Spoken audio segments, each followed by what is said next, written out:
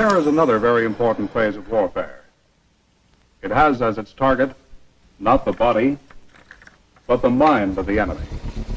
The target of psychological warfare is against the enemy's mind. It is words and ideas. The ammunition used by Psywar.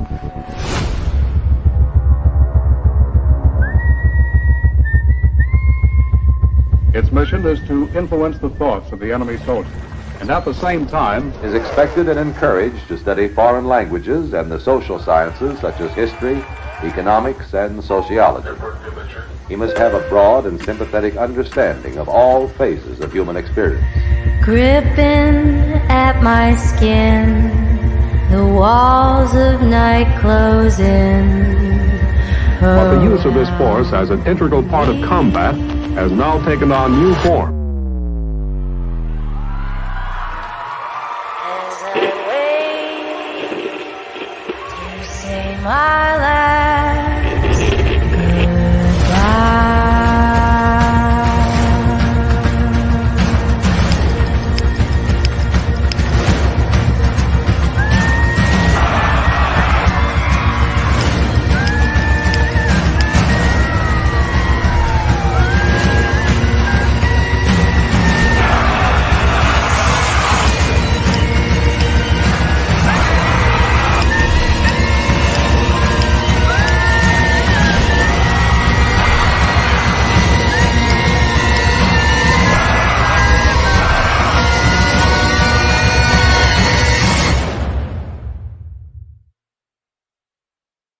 These are the Psywar soldiers.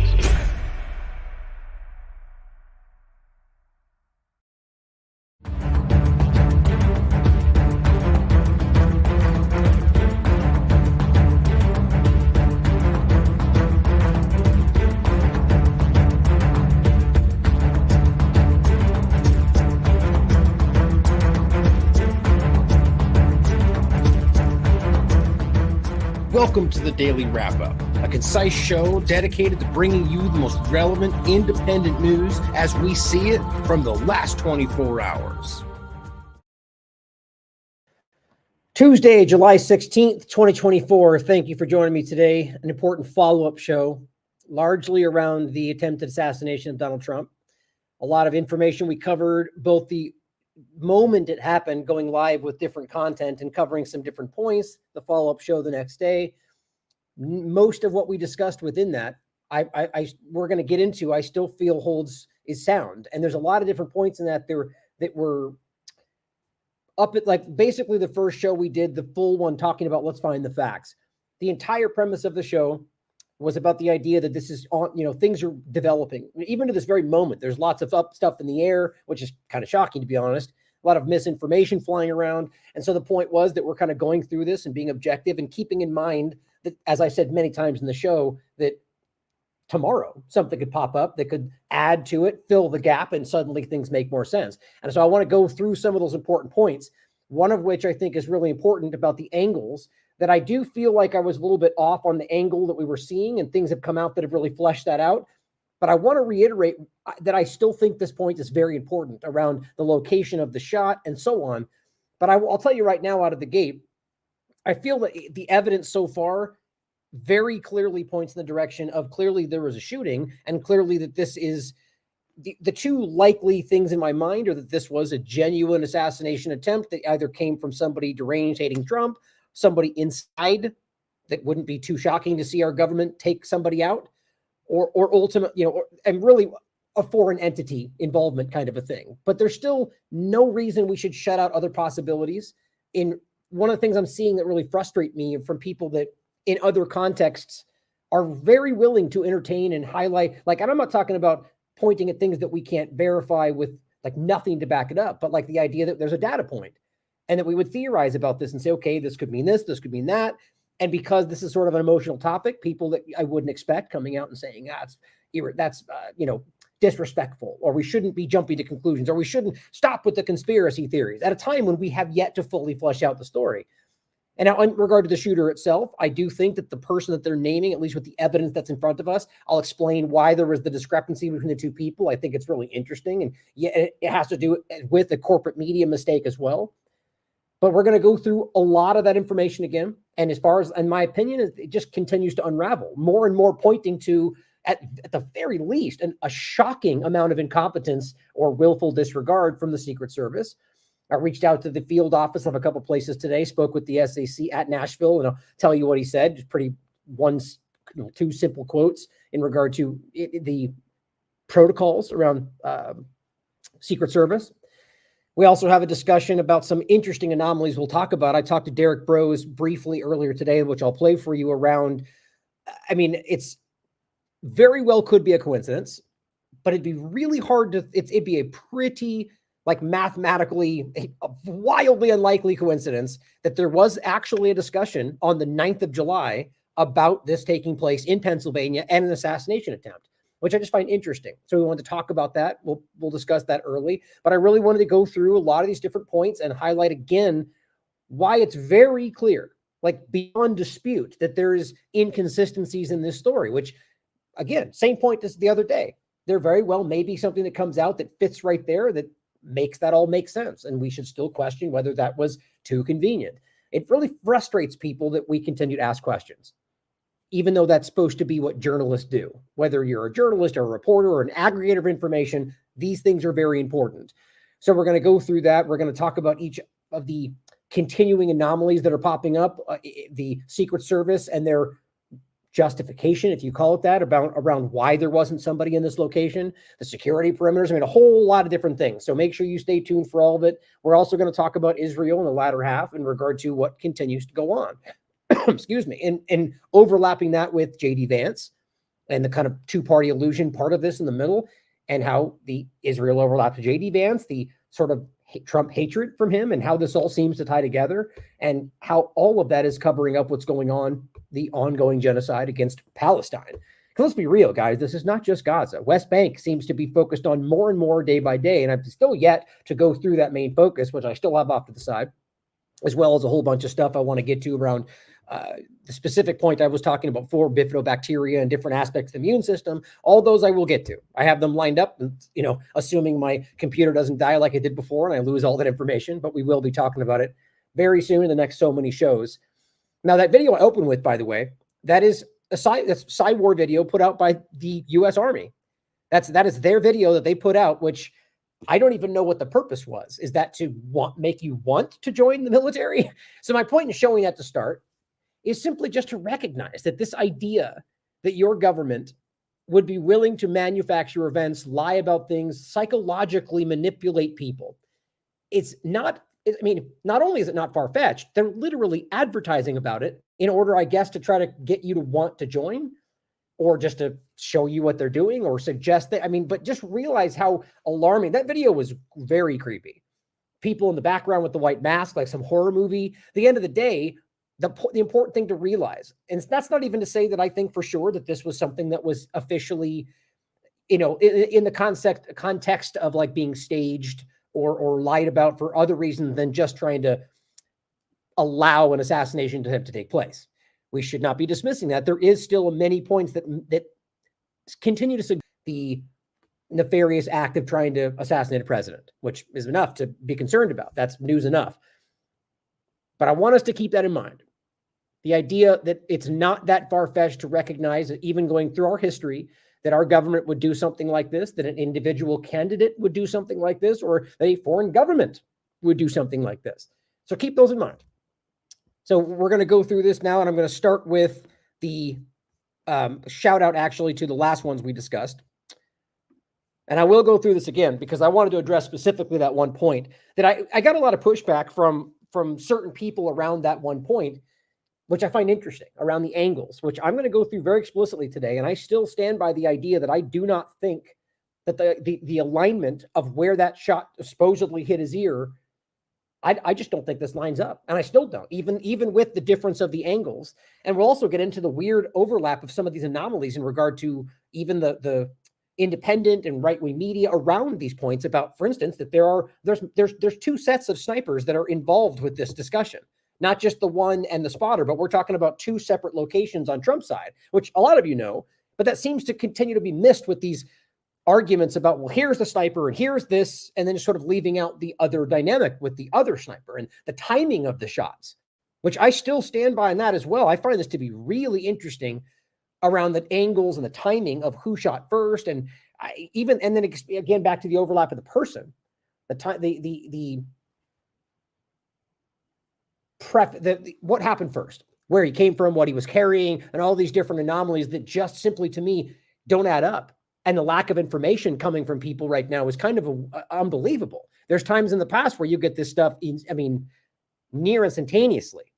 Obviously, usually when it's in their interest, but at this point, it's kind of hard to believe we have not got information about, what exactly the kind of rifle that was used, how many shots were fired. I mean, there's a lot of guessing, especially around the protocol aspect, which I will talk about. I find that to be most interesting around this argument now that Ben Shapiro claims, Realpolitics claims, like this third secondhand relayed information through a source they know, that apparently the Secret Service is not allowed to fire first, which I don't think, I was in the AM wake-up show this morning, and I just simply do not believe that. The idea that they're supposed to wait for someone to shoot before they shoot, that's go ahead and try to assassinate him, and then we'll shoot, hoping you didn't hit him first. Does that even make sense to anybody? We'll touch on that where it's relevant. Here's the show we went over on the 14th, Trump assassination attempt. Let's review the facts. And I tend to have a title like that when there's a situation like this, where I want to break it down, talk about what I think we can prove. And it's also including my different perspectives and theories. And I'm always very clear about where I'm going into my opinion. And at any point in these timeframes, there's always going to be stuff that we're going, well, we don't know. And we have to wait for more information. We go into the different discussions. And of course, I have opinions at that point that I may be passionate about, but realize that it's very clear that we're talking about things that are still developing. Right? I think that's important. There's a big difference between hypothesizing about information and coming out and saying, this is what happened, and then deleting it, not addressing that later. And a lot of the people that are involved in these breaking points of these stories have already deleted multiple things over the last few days.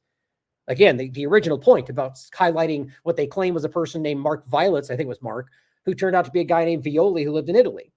Wasn't an Antifa member, was a podcaster, and just, it's that kind of irresponsible reporting, or rather just jumping to conclusions, which, by the way, they have a right to do, that needs to be called out. This show, I hope you watch. I stand by everything in this. I think there's important information in there, breaking down a lot of things that I still don't think a lot of people are touching on. And then I want to highlight Derrick's amazing article about this that came out the next day. We must question the attempted assassination of Trump. As always, Derrick doing an amazing job, being objective as possible, and really breaking down what we can prove. And, even going into the narrative of the court, the kind of the mainstream narrative, and highlighting the different points, and even getting into some of them that aren't. The idea of the possible second shooter, which seems to be continually growing. And frankly, again, this is day by day, it seems to get more likely, in my opinion, but I still don't think I'm convinced one way or the other about what happened at all, quite frankly. But make sure you read this. It's a great article. There's a lot of good information in there, and I believe he's going to follow up with that. Now, I want to start with this. So this is really interesting to me. So this is the actual link, or technically this. It's weird that it's not. Oh, so that's too bad. Let me do this real quick. So the actual link is in the show notes, because it looks like right there it was just had the link of the homepage. That's weird. Oh, so that's interesting. So apparently I didn't know that. So you can't play the spaces on the spaces link. Yeah, you have to go play it. Look at that. Anyway, so once you get it to the place where you can play it, the link shows homepage. Huh. Oh, now it's gone? Dang it. What is going on here? Either way, I have it recorded, but see, I have to change my window space to find this bottom thing, son of a gun. Sorry for the podcast. Here it is popping up to the right, but you see what I'm saying? For those that can view, it says homepage. That's very strange to me. Anyway, so I'm going to start with this. It was a podcast, or excuse me, a spaces that came out, as you can see, on 7/9. Now, this has been circulating. People have already pointed this out. Now, I'm not even trying to say this is anything more than it might not be anything more than a very unlikely coincidence, which is possible. But with all that we've seen, it's worth pointing this out. And Derrick tracked this down and found the actual link, and he's going to be trying to follow up on who was involved in this. And again, by the way, it shows listener just because I'm there right now, not necessarily before, because I wasn't there when this was happening. And he's going to follow up with who actually said this in the conversation, which you'll see in a second, and where they got it from, apparently in a Clubhouse conversation where they're claiming on the 9th, you'll hear it, it was being reported by one of them that they were hearing from their information that there was an assassination attempt in Pennsylvania. And it turns out at a time when he actually wasn't even in Pennsylvania, which I find very, very important as well. That Derrick sent this to me as well, but apparently he was in Florida on that day. My point would be that if it was going to be a coincidence, that they might just be thinking he's in Florida, somebody might try to kill him, but he wasn't even, in Pennsylvania, but he wasn't even in Pennsylvania yet. So it wouldn't have been that likely that they would assume that might have happened. And why would it be Pennsylvania? Very interesting. So let me play my discussion with Derrick. We recorded earlier today, maybe a few hours ago, and we'll jump back in right when this is done.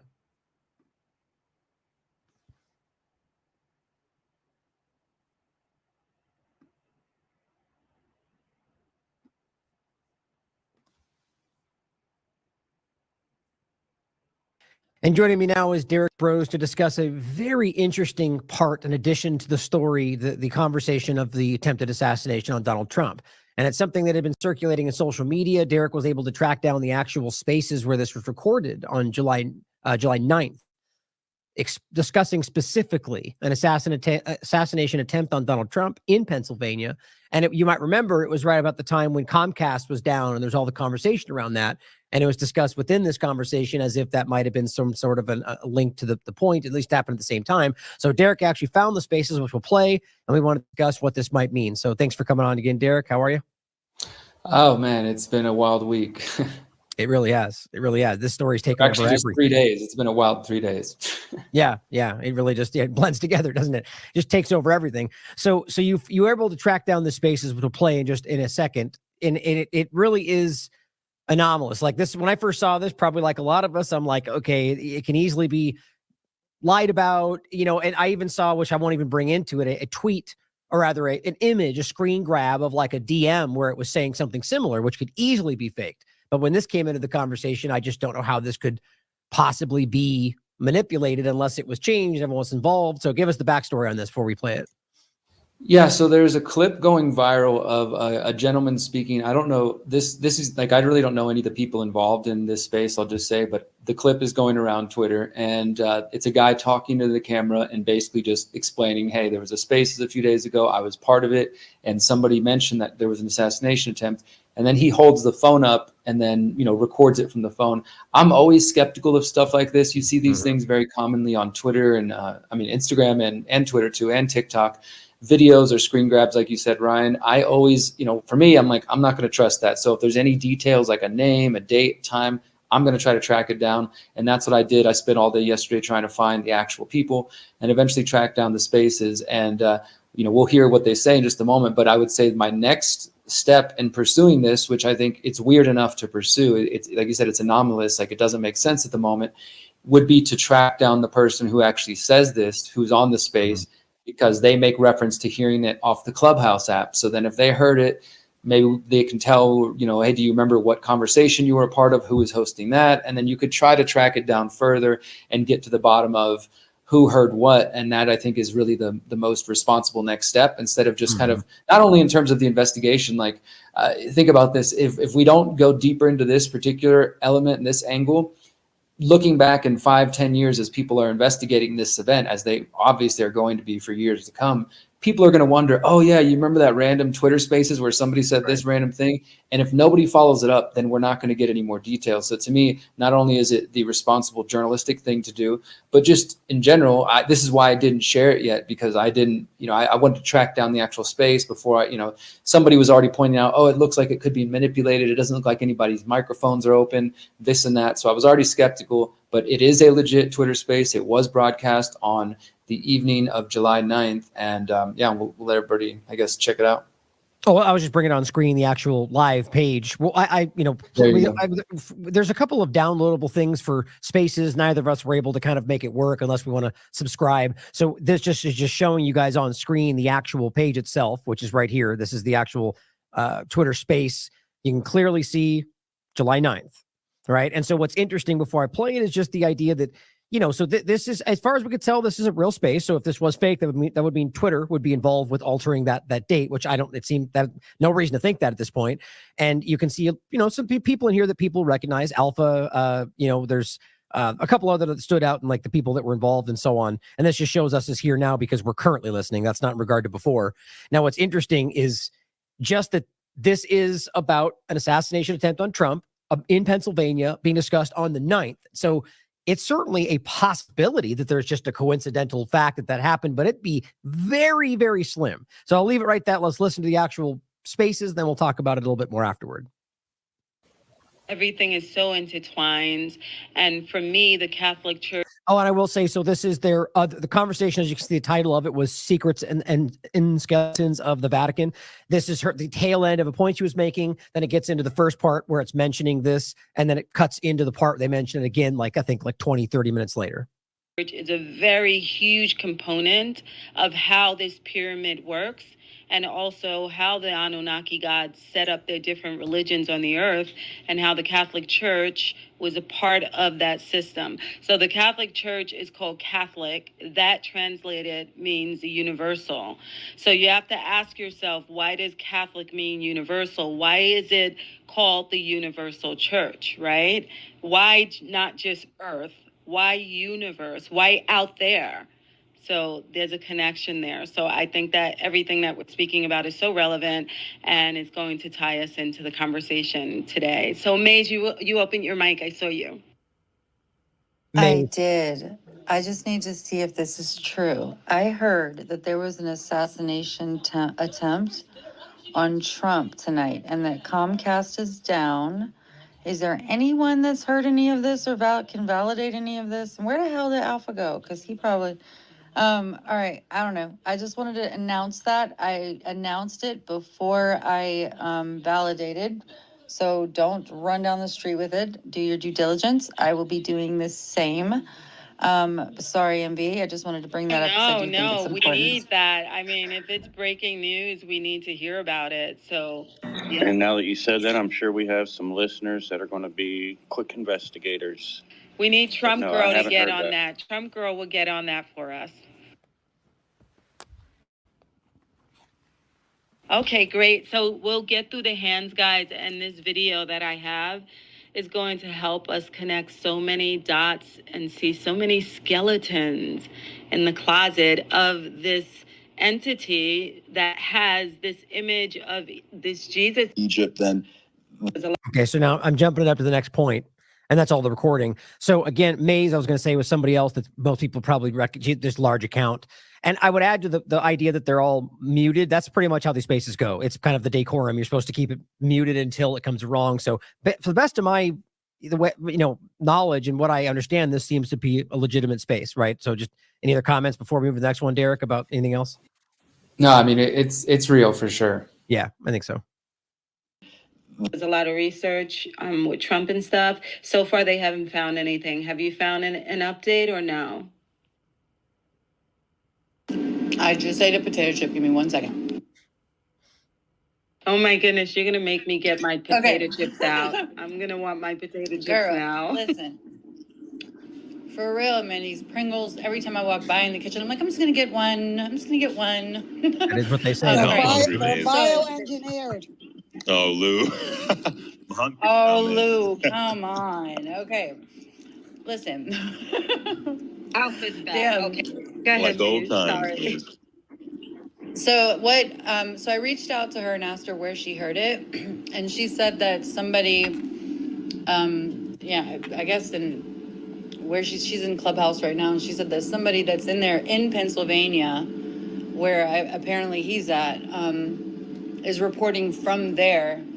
And they said that the Comcast was down, and I guess it's down across the East Coast. I don't know. I'm looking into that too, but I haven't seen anything. I don't know. Hold on, Alpha. We coming to get you. But yeah, so but apparently there was an attempt, and I don't know. I'm assuming that it eventually will make the news, but it just happened. I don't know. It's 1 o'clock in the morning. What the hell would he be doing out though? So I guess. So random. Huh? Sorry, can I ask a question really quick? Yep. Have you guys heard about Dr. John Trump? It pretty much trails off right there, right? Yeah. And it just kind of gets into like an overlap of something about Nikola Tesla, I think. But the point there is pretty clear. I mean, I can't think of something that makes this other than a freak a coincidence, which you know, I don't believe in coincidence, quite frankly, but I think that that's certainly a possibility. You know what I mean? But like the mathematical possibility that Pennsylvania, it's everything about it. So, what are your thoughts on this, Derrick? How do you place all this? So again, if I was somebody who wanted to follow this down, which I do, then you know the next step is to look at who was speaking at the time, go contact them. That's what I'm going to be working on today, basically. The other thing is there's, you know, looking for details that were mentioned, right? They mentioned Comcast being down. I'd have to track it down from somewhere. I was looking on Twitter yesterday. Somebody comment to one of these threads saying, oh, this is true, I'm in the area, and Comcast was down the whole, whatever day that was, Monday or Tuesday or whatever. Now that's just Twitter, right? So that doesn't necessarily prove anything, but that would be one thing to go look. Comcast is a company that probably puts out reports and messages to their customers if they have outages in particular areas. So we could look up and see if there was a outage. I think this is Western Pennsylvania where this is taking place. So that's one thing, you can confirm that. Now that starts to give this story a little more credibility. We can confirm there was a power outage in Comcast, you know, tracking down the person who said this and say, yeah, I did hear this from Clubhouse. Maybe they can name a name, they can name whatever, I'm not on Clubhouse, but whoever passed along the info, we might be able to get to more details. So that to me is like, that's what I'm going to focus on. Now, in terms of just pure speculation right now, I think that if this was a planned event, then it's possible that the word leaked early, whether purposefully from some insider trying to blow the whistle, or someone jumped the gun and maybe they were planning on trying this a couple of days ago before this on the 9th. Where was Trump speaking at on the 9th? I know for a fact that Trump has been in Pennsylvania for like the last week before the shooting in Butler. So he was already going to different parts of Pennsylvania campaigning. And another interesting thing, just to kind of add on to this, is I was doing some research about this of when exactly Trump's team announced that they were going to be coming to Butler, Pennsylvania. And they announced it. I found the press release on their website, and then I found some news reporting afterwards on July 3rd. So this shooting happened on July 13th. That means that if this dude did do it, or whoever did it, and let's say it's just lone gunman and he's out there training and planning for this, that would have given him 11 days to, you know, get together. Now, of course, he's reported to have been part of a gun club, not only in high school, but I've found this out even since my article that's on TLAV. That just last night we're getting more details of his dad saying that they were a part of a gun club together and they would go there often and he would shoot a lot. So the guy's obviously shot before, if we're believing that, you know, who they're saying it is. But I just think that's interesting in terms of like him planning specifically, not just going and shooting to the range, although I will say the reports show that the range is 400 yards. So the range to the length to Trump, I think, was 150 to 250. So if he can shoot at 400 yards, he could shoot at 250, right? So if it is who they say it is, they're providing evidence, or they're claiming that, you know, and his father's claiming that he had a shooting background. And then it would be announced July 3rd. Let's say he heard the first day. He's got 11 days to really start mapping out, okay, well, and they did announce with the announcement where it was going to be. Maybe he starts casing out the thing. I think these are the details that we really need to look into as far as trying to confirm or debunk the official story, right? Because sometimes we can get into wild speculation based on no facts at all. Like in my article at TLAV, I asked the questions that I think are worth asking based on the facts that we know. Now, that doesn't mean the facts that we're being told can't be fabricated or false or whatever. But I think instead of just starting out totally out of left field and speculating on things that we can't prove at all, starting with the things that are being reported and then looking to see, can we debunk those? Can we actually prove them? Are there holes in those stories? And so I think that's one thing to note. The guy, you know, just in terms of Pennsylvania and obviously this, so Trump was in Pennsylvania already prior to this shooting on Saturday. So it's possible, again, I think that we could look up Trump's campaign website and see where he was on the 9th. That would be interesting to know where in Pennsylvania he was at when this Twitter space was claiming that the assassination attempt had already happened. And again, maybe that means somebody knew ahead of time and they jumped the gun, just like with the BBC reporting Building 7 falling down behind them, you know, things like that. It could be somebody passed the word on too early and then, oops, sorry, let me just be quiet now. And of course it's Twitter and it's Clubhouse and nobody pays attention.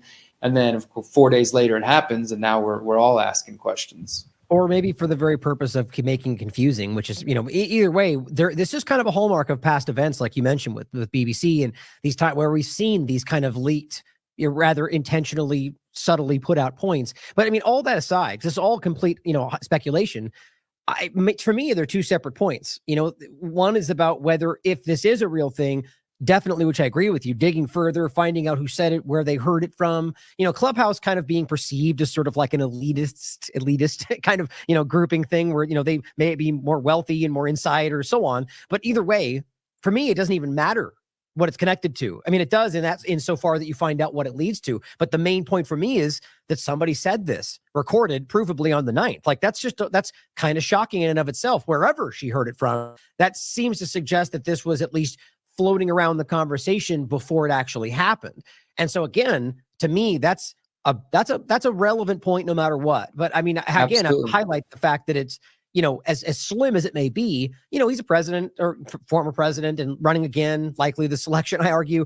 And so the idea that he might have an assassination attempt is clearly kind of on the mind. He's in Pennsylvania. So you could argue like that might have just been floated and somebody else there's a lot of manipulative, intentionally dishonest partisan media out there. So it may have been, all that aside though, that's just like, in my opinion, it would be such a interesting coincidence. So I think this is relevant, and we'll have to see, as you said, why that's so important to follow it up, find out where they heard it from, and follow down those leads. But to your point, few probably will with the resources to do that because Twitter Spaces, which is kind of the design. So, I think that's fascinating. So, any other final points you want to leave us with on this, and we touch on your article on the way out? I mean, yeah, like I said, I'm going to just follow up with this. I encourage everybody to share this about. This is weird. It's one of those things. I've been sharing this story lately. Jim Marrs, the researcher, the author, who's now deceased, he was a great researcher, and I interviewed him years ago. And I would always pick his brain every time we met, and I'd ask him about all these random things that would happen. The coincidences of 9/11 and different things, and he would say, whenever things like that happen. In my file cabinet, because he had an old school file cabinet, he's like, I have a file where things that I can't quite explain at the moment, but they also don't add up. I file that away in there. And for the moment, I think this goes in the file. We don't know what it means exactly. It's obviously weird. It's a heck of a coincidence. And I'll try to see what else I can find and then report back, and maybe it'll turn into an article. We'll see. And yeah, on my article, we must question the Trump assassination attempt. I just encourage everybody to go look at that. I try to stick with, again, the facts that we know. So what's been reported. That doesn't mean I'm not skeptical of the whole official story, as you can tell by the end of the article. But I first start by just reporting the facts, what we know, place, date, time, what we saw, what the video shows, and then who they claim the shooter is, and then how we have multiple people saying that they warned the police, the local police, and the Secret Service, and videos of the guy. Literally, like, now there's new videos coming out of showing people were videotaping while he was climbing up on the roof. So people saw him very early on. And even after I published my article, it coming out that the timeline was that the cops had been told at least 26 minutes before the shooting about this. So pointing that out, and then also pointing out that there are at least 2 people that I found, and this is another thing I'm trying to dig up further information on, is the idea that there were multiple shooters. Now, I've only heard it from these 2 different reports, so it's kind of like, again, it's at the moment, I don't think it's something we can really hang our hat on, but I think it's something that needs to be dug further into. And then, just looking more at the story. And then I sort of end with asking the question of, well, who really benefits from this situation and what comes next? And my belief, as I've been writing for TLAV for the last few years, is that this is all designed to create more more chaos before the order comes along. And in my mind as well, whether faked, staged, planned, whether Trump knew or not, it is, and whether they intended to kill him or not, or to, barely survive, it is deifying Trump essentially. I mean, I'm sure you're seeing it on your timelines out there, guys. Like, people are treating him like he is literally protected by the hand of God. And there's just a lot of things that don't add up for me. I don't know if I could say the whole thing was faked, because I think there's things that you would have, if it's faked, then the dead guy is not real. That New York Times photo is not real, which we know, video image fakery. That's a thing. It's not impossible. Trump's blood on the ear, that could have been staged as well. So I'm not saying that that's what I think happened, but I'm willing to entertain those things and ask those questions. And I think we need to ask these questions right now. I know a lot of people think it's disrespectful to be questioning. And again, I think we don't need to go so wild into speculation, but based on what we know, based on the history of false flag events and staged events, and knowing what these people are capable of, I don't think anything's off the table. Exactly. That's just journalistic integrity, in my opinion, to consider all possibilities. Anything else is just the last thing I want to mention. I also wrote another article that sort of picks up on my my article for the Last American Vagabond about the Trump assassination attempt, and it's called "What is the Great Inversion?" And it goes deeper into this idea that I believe we're witnessing, like a fake. David Icke's calling it the mainstream alternative media. I talk about Elon, I talk about Tucker, and I talk about Trump. I believe that this is a false awakening, these false heroes being put in front of us. And I dive deeper into the kind of more esoteric spiritual meaning of the Great Inversion. And that's at theconsciousresistance.com if people want to check that out. Outstanding. All right. Well, Derrick, thank you for your time today. Thank you. So, very interesting. Right. I mean, I think very clearly fleshed out there. I think that feels relevant, regardless of whether it's a coincidence. Where did that come from? Right. Who said that first? And so Derrick's going to follow up on that in general. But there's a lot of reason people have right now to feel it, to at least logically question whether there was more to the story. And that adds another layer to it. And what Derrick said, I fully agree with. It's kind of what I was saying in the beginning. I'm not fully settled on anything, but I feel like, there's a big difference between something that is fake entirely, like it never even happened, and something that is manipulated. And that's usually where people kind of lose themselves in this, where you can call this something other than just what it looks like, but that doesn't have to mean that people didn't actually get shot, right? Just because people were shot doesn't end up meaning that it's exactly what it looks like. That's where the average person kind of loses themselves. What are you saying? That we saw people that were killed. And you're right, but the governments we're talking about will kill people with a batting an eye. It's happening as we're speaking right now. Again, that's all to say that we should continue to ask questions, right? And I think that it's important to do so. Now, back to this point, I wanted to highlight this. As we were speaking, let's talk Zorro Ranch, kind of just tagged them in this, and she immediately got back saying, hey, this is our information. And so here, there are two of them that were speaking in this were Maze Love and MMV 747 and a bunch of other people as well. So they're tagging this. I've included this link. She basically just reached out and said, hopefully they're going to connect with Derrick. So that's fantastic. Now he tagged her original tweet here, which again, this is, as always, objective. It's just a screenshot, so we don't know, but this is her claiming this is her back and forth. And it simply says, heard there was an assassination attempt in Trump in Pennsylvania tonight, Comcast down everywhere. That's what she was basically relaying to the spaces. And she said, where did you hear that? And this is what she was saying on there, on Clubhouse through a trusted source. So that's what we're getting at. That's what we want to find out. Hopefully she'll be able to open this up further. And she said, they said they got intel from people in Pennsylvania, not sure media is covering it, Comcast down, and so on. Right. So again, like Derrick said, it could very well be that this was sort of in the context of it being an actual attempt, but planned. Whether that means an actual assassination attempt or a planned kind of manipulated staged concept, still actually shooting. However you look at that, the point is that it might have just slipped out early, which happens in the past, or that they plant that idea because I've seen that as well. Like Derrick points out with BBC and covering Building 7 falling and reporting it happening before the building fell. Everyone tries to miss that, but it's exactly what it sounds like. It's very important. So that's important there. And don't forget, as Derrick looked up on the 9th, at least as they report, he was in Florida. Very interesting. Now let's get into more of this. Oh, and one more point, by the way, we talked about this in the last show, just to add to that same point. Don't forget, this guy named Brandon Biggs in March gave a prediction, and I believe I have that right here, about this exact scenario. Bringing back America. Because the Lord told me, he said, I am not done with America. Amen. He said, there's going to be a new wave of patriotism coming out. And that's whenever I saw Trump and I saw a red wave coming out of Michigan. And then I saw Oklahoma, and there was embers of people, and they were all on they had torches all throughout Oklahoma, and they were raising up these torches that looked like fire, and they were bringing forth a new patriotism upon the nation, and it was being birthed, and it just kept spreading like fire all throughout America, all throughout. And I saw Trump rising up, and then I saw an attempt on his life. This bullet flew by his ear, and it came so close to his head that it busted his eardrum. And I saw he fell to his knees during this time frame. Now it goes on from there, but so what's interesting is if a bullet flew by your ear, I don't believe that would ultimately be, unless a shot by your ear, that it would affect your eardrum. It's interesting, but that's not necessarily what we're hearing now. But just again, the coincidence of saying this and the same side and the ear and the shot. I mean, it's just interesting. certainly could just be a coincidence. But you know my opinion about that. It's something that's possible, but it's today those get taken advantage of in a lot of ways.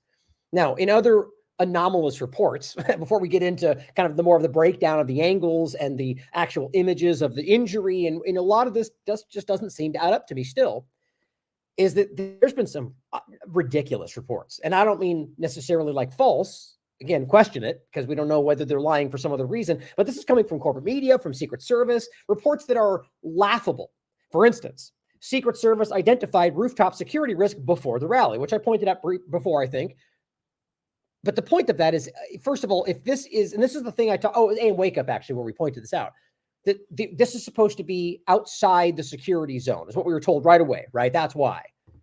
But tell me how exactly you can identify a security risk beforehand, but then still keep that outside the security zone. Again, one of these points that right there, without all the other points around it, suggests that this was allowed to happen or made to happen. In any case, that's ridiculous. As we get into some of the ones right next, it gets even more ridiculous. So keep these all in mind next to each other in tandem, because clearly these things show something ridiculous. Just like from a perspective that it's hard to believe that this would happen with what their job is in any context. It's unbelievable to me. So it's a security risk, right? And that they said this, that they recognized that beforehand. And then CBS News reports snipers were stationed inside the building. And this is one of the things I'll show you in the Daily Mail article next, because of apparently the roof was too slanted. And I'll show you why that also doesn't make any sense. But they were stationed in the building. So what they're telling us is, as this person climbed a ladder, walked across a tin roof with a gun, laid down, and people were screaming right outside that building, there's a gun, there's a guy, at least minutes beforehand. And they didn't know that. The people in the building didn't know that. It also shows you that there were people that were lined up. If you think this was where the shot came from and he's the shooter, they were inside the building with the same line of sight. Just consider that. And it says one of the snipers inside saw the attempted assassin outside and, looking up at the roof, observed the building and disappearing, a local law enforcement said. So now we have, 3 different examples of law enforcement seeing this person, acknowledging him as a risk or trying to find him. But don't mind all the people that have told us in all the videos we've seen, 2 of which I'll show you again, going, he's right there, he's on the roof. There's the other guy that said he saw them jumping from roof to roof. Now, that's one report from the second witness we showed recently, or in the last show. So I don't know if that one is just his opinion or, always take with a grain of salt witness reports, always. That's not even to say dishonesty. It's just ask any kind of a police investigator. The point is that they take it with a grain of salt, because people can simply just remember wrong. And the further they get away from it, the more that happens, and so on. But the point is, he made it seem that this was like a 20-minute window. So now we have the location being identified beforehand, but weirdly not including that in the security zone, which I don't understand. No drones, nothing else we talked about. They list all that as well. They have snipers inside that building under this guy. Here's what Daily Mail reported. Secret Service director, this is Kimberly Cheadle, gives bizarre reason why an agent wasn't on the roof. Here's what it says. Cheadle, who is facing calls to resign over the massive security failure, said Secret Service officials planning security, so this is beforehand, for the rally in Butler, Pennsylvania, considered the warehouse 147 yards away from where Trump spoke to be a risky position for their agents. Okay, so they identified it as a security risk, which is very different in regard to anybody being there. But then she's claiming that they argued it was a risky position for their people to be in. That's actually what she said. Chilling news details, it says, have revealed that a team of local police snipers were inside the building, which we just told you, while that happened. Crooks the alleged sniper managed to evade cops and Secret Service, they say, 3 times. 3 times. Even though he had been deemed suspicious before that. So now we have people seeing him. We have reports from people there. We have the area identified. We have him being deemed suspicious beforehand. And then we've got Secret Service, the best of the best, losing him 3 times. This guy is not trained in any kind of special ops, as so we're told. He's a random kid from school that apparently, I get mixed reports, apparently, whether it was a bad shot or not. We'll get into that in a second. Either way, 3 times, where people seem to be identifying him all over the place. It says, even though he was deemed suspicious and could have been on the roof for up to 30 minutes. 30 minutes, they say. Witnesses also begged law enforcement to act when they saw him clamber onto the roof with his AI-style rifle, which I'm sure what that means. But the lapses in security meant he was able to carry out his bid to take the president's life. That building in particular, it says, this is Cheadle, has a sloped roof at its highest point. And so, there's a safety factor that would be considered fair, that we wouldn't want to put somebody on a sloped roof. She said that to ABC on an interview today. Quote, and so, the decision was made to secure the building from inside. Now, tell me something. Do you believe that securing the building from the inside but leaving open the top, which was already identified as a security risk, would make any sense? And what exactly were they doing inside the building? Do they have a clean line of sight? Could they shoot from inside? How does this even make sense? It says, quote, the shooter was actually identified, this is her speaking again, as a potential person of suspicion. Cheadle said, quote, unfortunately, with the rapid succession of how things unfolded, which I'm not even sure what that means, by the time that individual was eventually located, despite all the people like pulling on the shirt tails of these police officers going, he's right there, they were on the rooftop and were able to fire off at the former president. That's not a joke. Now we're going to get into, that's actually a different angle. Let me grab that real quick. I'll put these over with the other angle shots we're going to go through in a second. Okay, so that's what she reported. Now, Jared A. Chambers makes a really good observation, which is this, which, by the way, we're going to show you in a second. There were 2 different sniper locations, which seems to be missed by a lot of people. This appears to be the one we showed you last time. One of them have these normal like baseball hats. The other ones have these floppy hats. It's very clear. I'll show you. Well, and then clearly you can tell the difference on the building they're on, and I'll show you in a moment. Now, look, this is not some manipulative shot. That is the roof that they're on. And you've seen this roof. It's very clear. It's the one we've shown you many times. This is the other shot. Also not altered. This is exactly the shot of where he was shooting from. You want to tell me which one is more sloped? I mean, how ridiculous is this? This is the kind of stuff that people dismiss. But why? This is a monumental point for me. It not only shows you that she's clearly not being honest with you. What was the actual reason? Who knows? It just continues to add to the suspicion that we all currently feel. Most of us, anyway. It doesn't seem to add up. So why would that be the answer? It's just one. It's a narrative on top of narratives that already don't make sense. It's absolutely crazy to me. And then I have to highlight what Sal the Agorist pointed out again on the 14th, which is he straight up called this before they had said anything like this. He says, say the line, FBI. He was on our radar. Well, there you go. This is beginning to have literally every hallmark. I don't know why this wants to not zoom in again. There we go. Of what we've seen in the past of events that at the very least suspicious, if not altered events, false flags, psychological operations, whatever else you want to call it. Think of how crazy that is. Every time. Now, the other ones, which are just worth highlighting still, are the local officer. So this is different, by the way. Now, here's another angle of the shot of this roof, by the way, which I don't believe it makes that confusing. The angle's hard to see. The point, though, is a local officer. So we have the Secret Service, we have the other officers this is a different specific local officer who apparently, just while they're all confused and baffled and running around not sure where these people are, but deemed suspicious and evading him 3 times, a random local officer apparently climbed this ladder and saw him, and then he got the gun pointed at him, and he walked back down the ladder, and that's apparently when the shot happened. I just think this seems hard to believe, to say it very kindly. I said this last time. And then we'll get into the timing of the shots, which this will add more, this will open up more.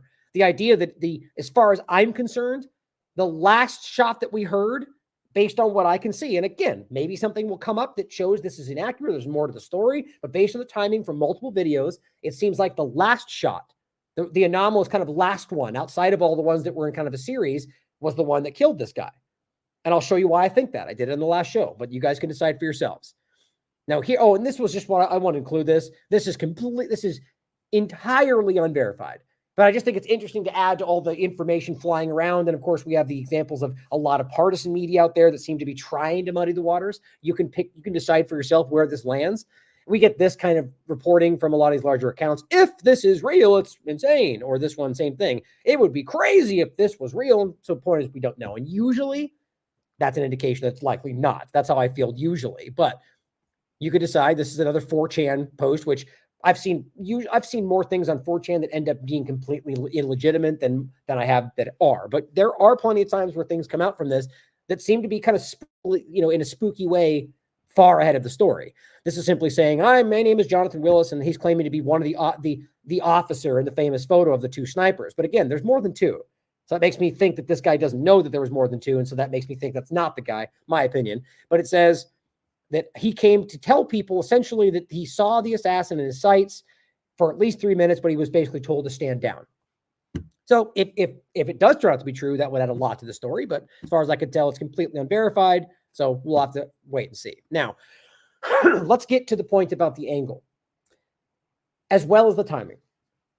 So here are some really good breakdowns that are much more specific. I like this one because you can see it's a real shot and then gives you the angles, but it's a little bit hard because it doesn't give you the exact angle of where he might be facing. But so for the podcast, it's just simply showing, again, and this is not the only 2 snipers. Let me see if I can just show you that real quick. I'll jump ahead. Here it is. Sorry, didn't mean graphic shot there. Well, I'll get to it in a second. One of these has it right here.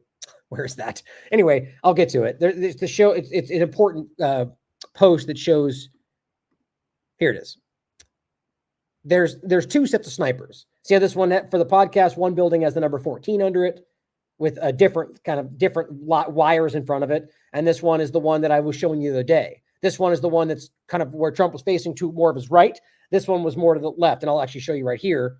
So you see the first box there. Well, actually the closest one, that's Trump on the stage. Another red box, that's where those first snipers were that showed you. The other ones were here. Right there, I believe. Or maybe over on this one. The point is that they're on these buildings behind him. I believe it's this one based on the look of the building. So the point is that that's being seemingly kind of left out of the story. And again, you can see that one of them has, where was it again? Floppy hats, and one of them has the other kind. Now, what I find really odd, and we'll come to it in a second, is why both of them at different times, not just right when this happened, seem to be looking exactly in the same direction, or at least generally this way, as opposed to anywhere else in the 360 view around them. I find that interesting, or at the very least, the 180 view where the buildings aren't. But, so you can see here's Trump. He's facing this way, forward. Then you've got this building over here, which is where the guy was perched. Now, remember, remember that these people down here saw him up there. And I'll get to that in a second as well, where I'll just quickly, I can probably show you. I'm trying to remember where this stuff is lined up. So here, they got this shot, which again, remember his hair color. I don't think that adds up at all with the shot they're showing us. You can see him facing that way, and this is the building. My point in showing you that is that means he was all the way to the far, I guess, it's confusing left and right based on where you're standing, but if you're facing Trump, he was all the way to the right of that building. So that's important, I think. You can see that based on the way he was laying. Others are kind of lining him up all the way to the left, and I think that changes the angle. Now, my point in saying all this is that you have the snipers who were looking right at this guy. That's very clear, or at least in that direction of that building. And there's a video I'll show you again, which shows you at least 7 minutes with binoculars and then their guns where they are looking right there. Then you have Trump looking forward, who turns to the right. And the idea is that he got shot on the right ear. I still argue, based on these angles, I don't understand how he got hit on the top sort of back right of his ear while he was looking to his right.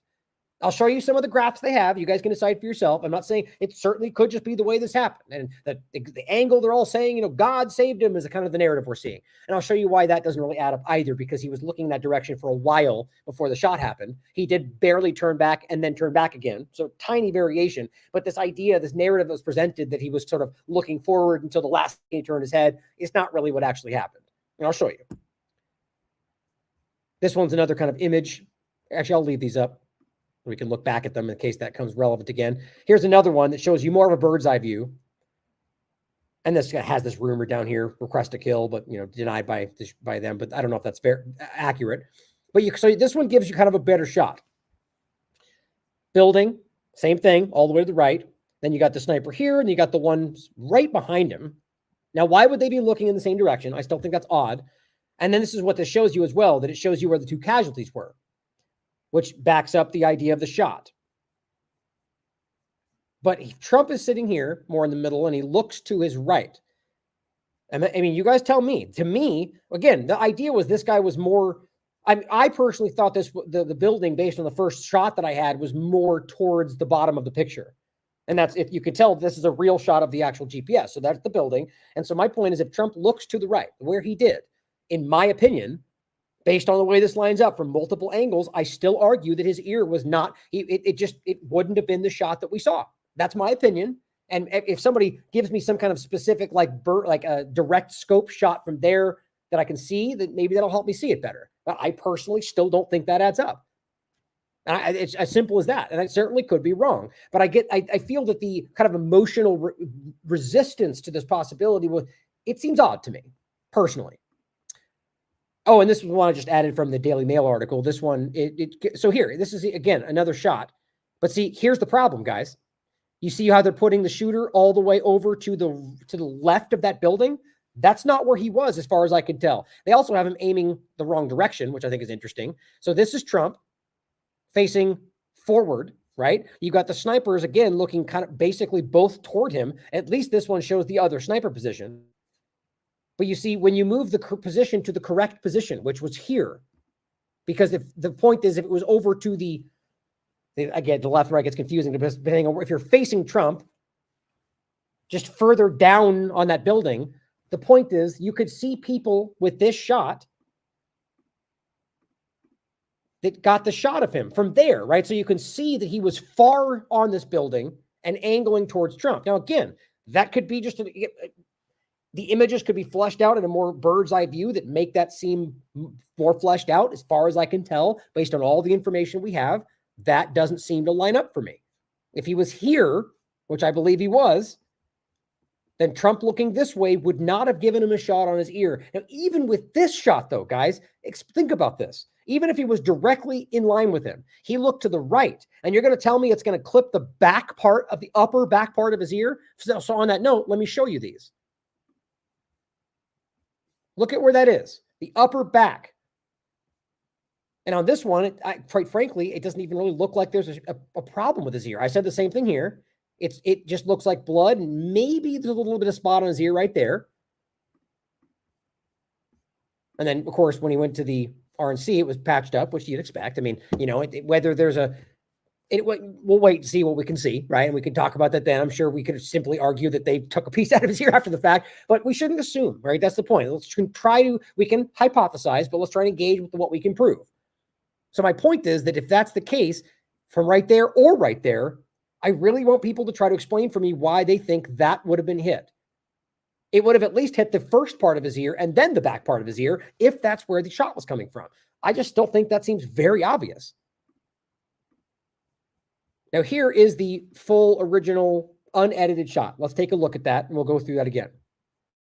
You want to really see something that said, take a look. Oh, that's right. So I want to show you. So he clearly is looking to the right. This kind of weird narrative where he was looking forward until he just decided to turn, like something guided him to turn to the right where exactly saved him. I just don't think that's true. Something that said, take a look at what happened. So right there, he barely turns back a little bit more. You see my point? So he was forward. He turns back a little bit and then kind of tilts his head and looks. And that's right when it happens. Well, clearly he did move right beforehand. So that is part of it. My point is the way it gets framed, usually gets kind of hyperbolic. So you hear a shot, and we're going to line this up with the shots from the other snipers and the way they move. Right there was one. I'm going to lose them there. There's one left.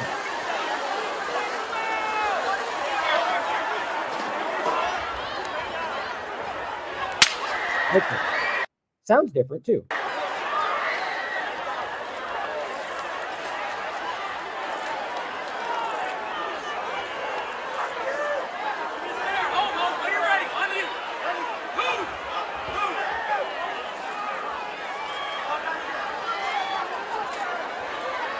I feel like it's figured out too that bandage does look a little ridiculous. It's not why you would have that on for him, And by the way, I also think very clearly think it's blood. Oh, Instagram, something like that. Look at that. I've seen your injuries in both football and wrestling, in fact, and it's crazy how much your part of it's bleed. But it's a lot.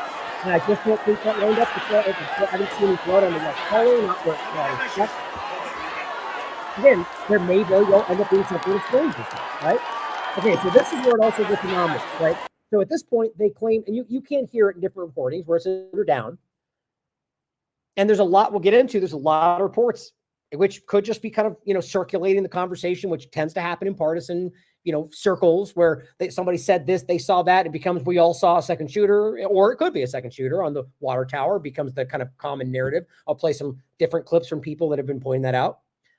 But at this point, the protocol of it all, and right there, I'll actually talk about the other point, is that it's not, as far as I understand it. And again, there's people like Dan Bongino that are straight up going, and I don't have it, it's partisan as hell. And I don't really trust a lot of that, but he claims to be I guess it's pretty much known that he comes from that background, and he's straight up claiming that that's just not the reality. And I agree with that.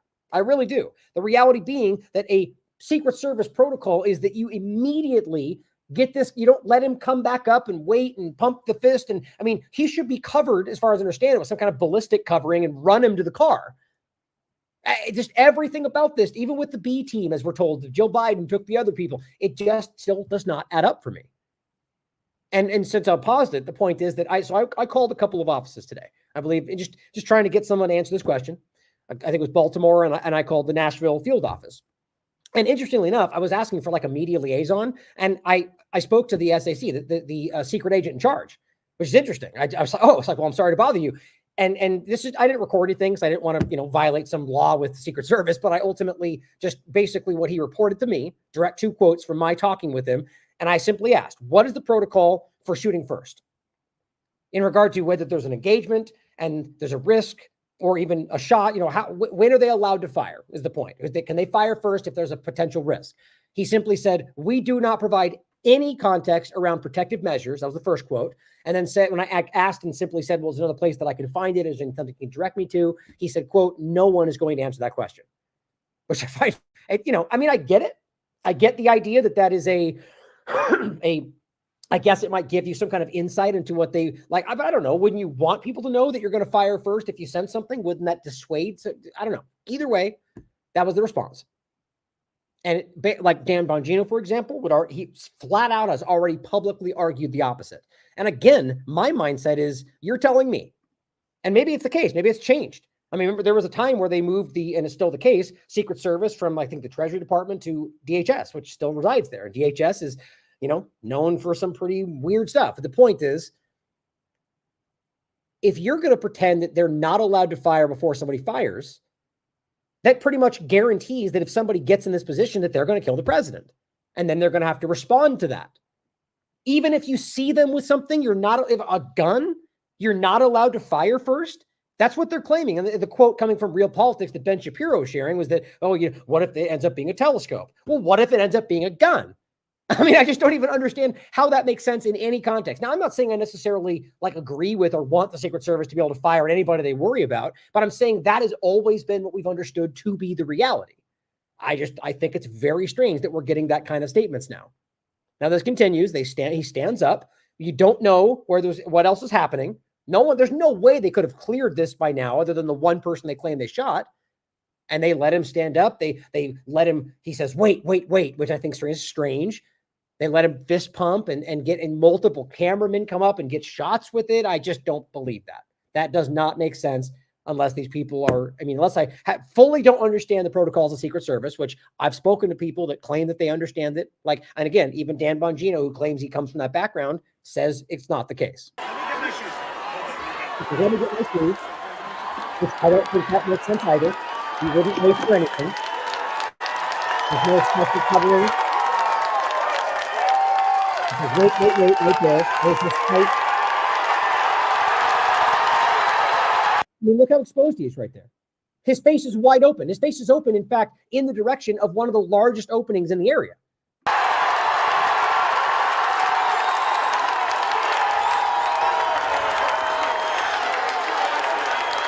Now, there's another anomaly about the blood on his face. I'll show you in a minute. And after we get down to another part, there's a video from Michael Yon I'm going to play. that does seem to be odd. There's apparently there's a shot directly from CNN that shows a third line of blood on his face, which I mean, you can't just wipe blood off and leave it clear with your hand. So we'll come back to that.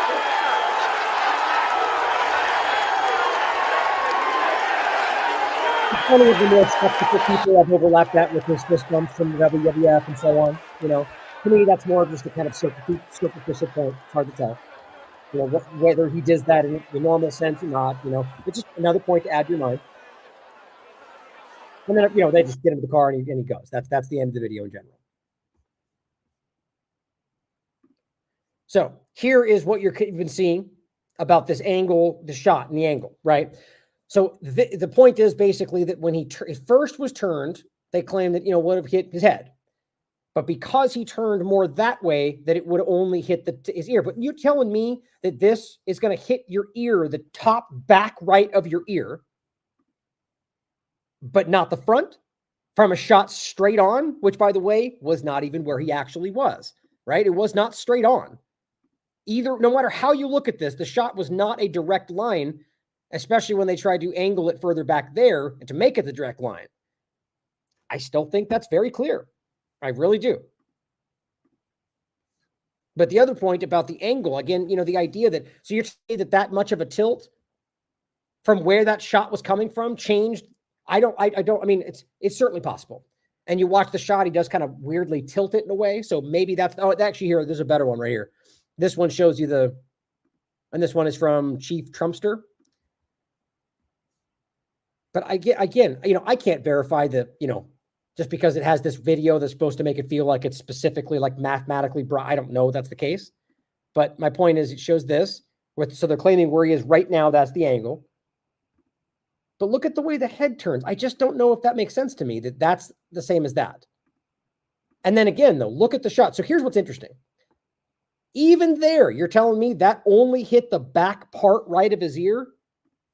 That would not make sense. It would have hit the top part of his ear. But then you look at the other ones they're doing like this, and that doesn't seem to be the same angle at all. None of these seem to be aligned in exactly the same way. It all just seems to be shown in a way that makes it seem like that makes sense.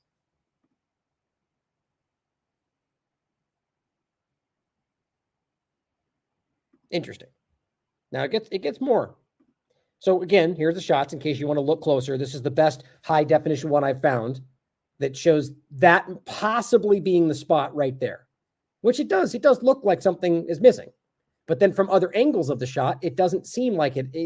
But again, it could be photography, it could be lighting. You can decide for yourselves. And then there's the weird bandage on his ear, which I don't know, maybe just, you know, it's never the assumption. If you want to say, well, why would he have a bandage for his ear? It doesn't make sense. I think maybe he's just embarrassed. Maybe he's, you know, full of hubris and doesn't want his ear to look bad. And he thinks it's cosmetic. That would make sense to me. But still, my gut would tell me it just kind of feels odd. Now, this adds a whole other layer, doesn't it? Back to this image we saw. So you're telling me that this bullet that's supposed to be coming down from a, you know, elevated position is straight lined up with him. Now, maybe it's because when you actually look at some kind of degrees that these aren't even, maybe his stage was somehow higher than that position. These are all things that we need to find out. But from what we keep getting told, the breakdowns from even corporate media, again, I'm going to be honest again about this. I don't know how this is even real. My everything in me tells me that doesn't make sense. Whether or not some high shutter speed was able to I don't know. This feels wrong to me. And then remember, so you know, this does come from New York Times is saying, Michael Harrington, a retired FBI special agent, is the one that said that the image that was captured by New York Times photographer seems to show the bullet. So they're basically owning this and saying, our guy took it and the FBI special agent says that captured it. And they go on to talk about the shutter speed and why it happened. That's the picture right there. But just doesn't make sense to me. And then, of course, look at where the bullet is. It's not, look, whether you're angled down a little bit, which they are or not, that is not lined up with the top of his ear. I guess we'll just ignore that. Or the idea that this is coming from a direct straight angle, which I think it would be angled downward a little bit. But you guys can consider it for yourselves. Now, here's a video from I Am John Cullen, and this one gets into, well, I think it was, I don't know if it was shared originally, which, by the way, oh, now it works. Now I won't even say it. But this was a video from TikTok from this conservative Shan Returns. Now, I think this might be her video. I feel like, I'm not sure, but he was sharing it. Or maybe, yeah. Because look, you can see the things on the side there. In any case, we'll play this first. And this is, he's saying, there's a video where you can see the first shot hitting the back of this bleacher. Now, let me show you that again. That would be this bleacher, right? So the shot does line up, but if there's other angles to it, see this, right? See what I'm saying? So this is the stage, right? This is the part we're talking about right there, that corner. So based on this alignment, when the guy's technically over here, not right there, that doesn't make sense in regard to the shot on his ear. And I'll show you what I mean. Here is the angle. Like this said, take a look what happened. So what he's showing you is that little puff that comes out the back right there. What happened? See something that said, take a look what happened. That's the first shot, right? And apparently it hit the guy. There's I believe, was it 3 people that got hit? I forget now, and 1 actually survived. The bottom line is there's, 8 shots? Possibly 9, I think. And it depends on whether we know who shot and the sniper shot and his return, and who knows how many he shot. But this is supposed to be the first shot, which hit Trump's ear, we're told. So I still don't think, unless that's a misrepresentation, that doesn't align. But what he's highlighting here is that there's more than one shooter. What happened? Take a look what happened. He says there's the other guy here. Right, left, right there. You know, honestly, he could just be reacting to that, but that does seem a little bit immediate. You want to really see something that said, take a look what happened. What you know about rolling? I hate that. I hate that. So he says the first shot hit 2 bystanders and the railing.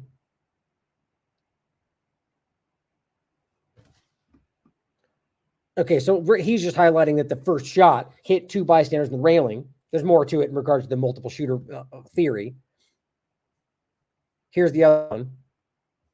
Same video, I believe. Let's see, right here. Here we go. Okay, so I am going to... Yeah, and I remember now. So this is her video. So she was actually there, which, again, got to point out, I hate that people take the people's content without showing, why wouldn't you credit her? I think that's important. To try to explain in detail where I was in front of Trump and what happened to the left of Trump, which would have been to the right of me.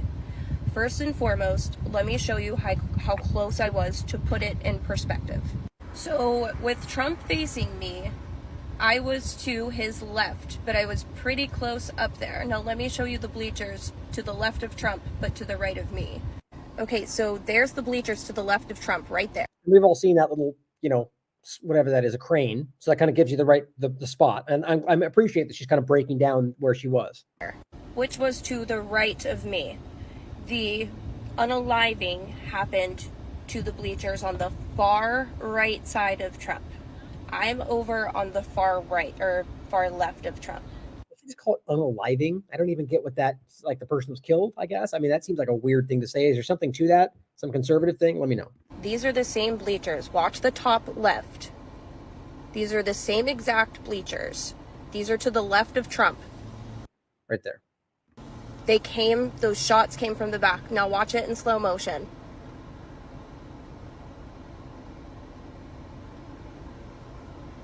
They came from the back. Those bullets came from the back left.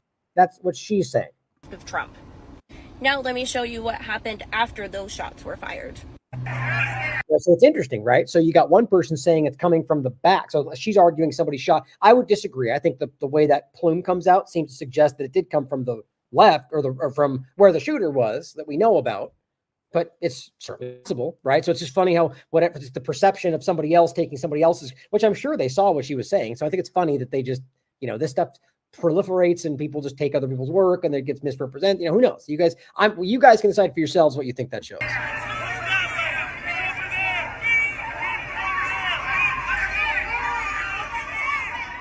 But people are screaming and pointing where she's talking about.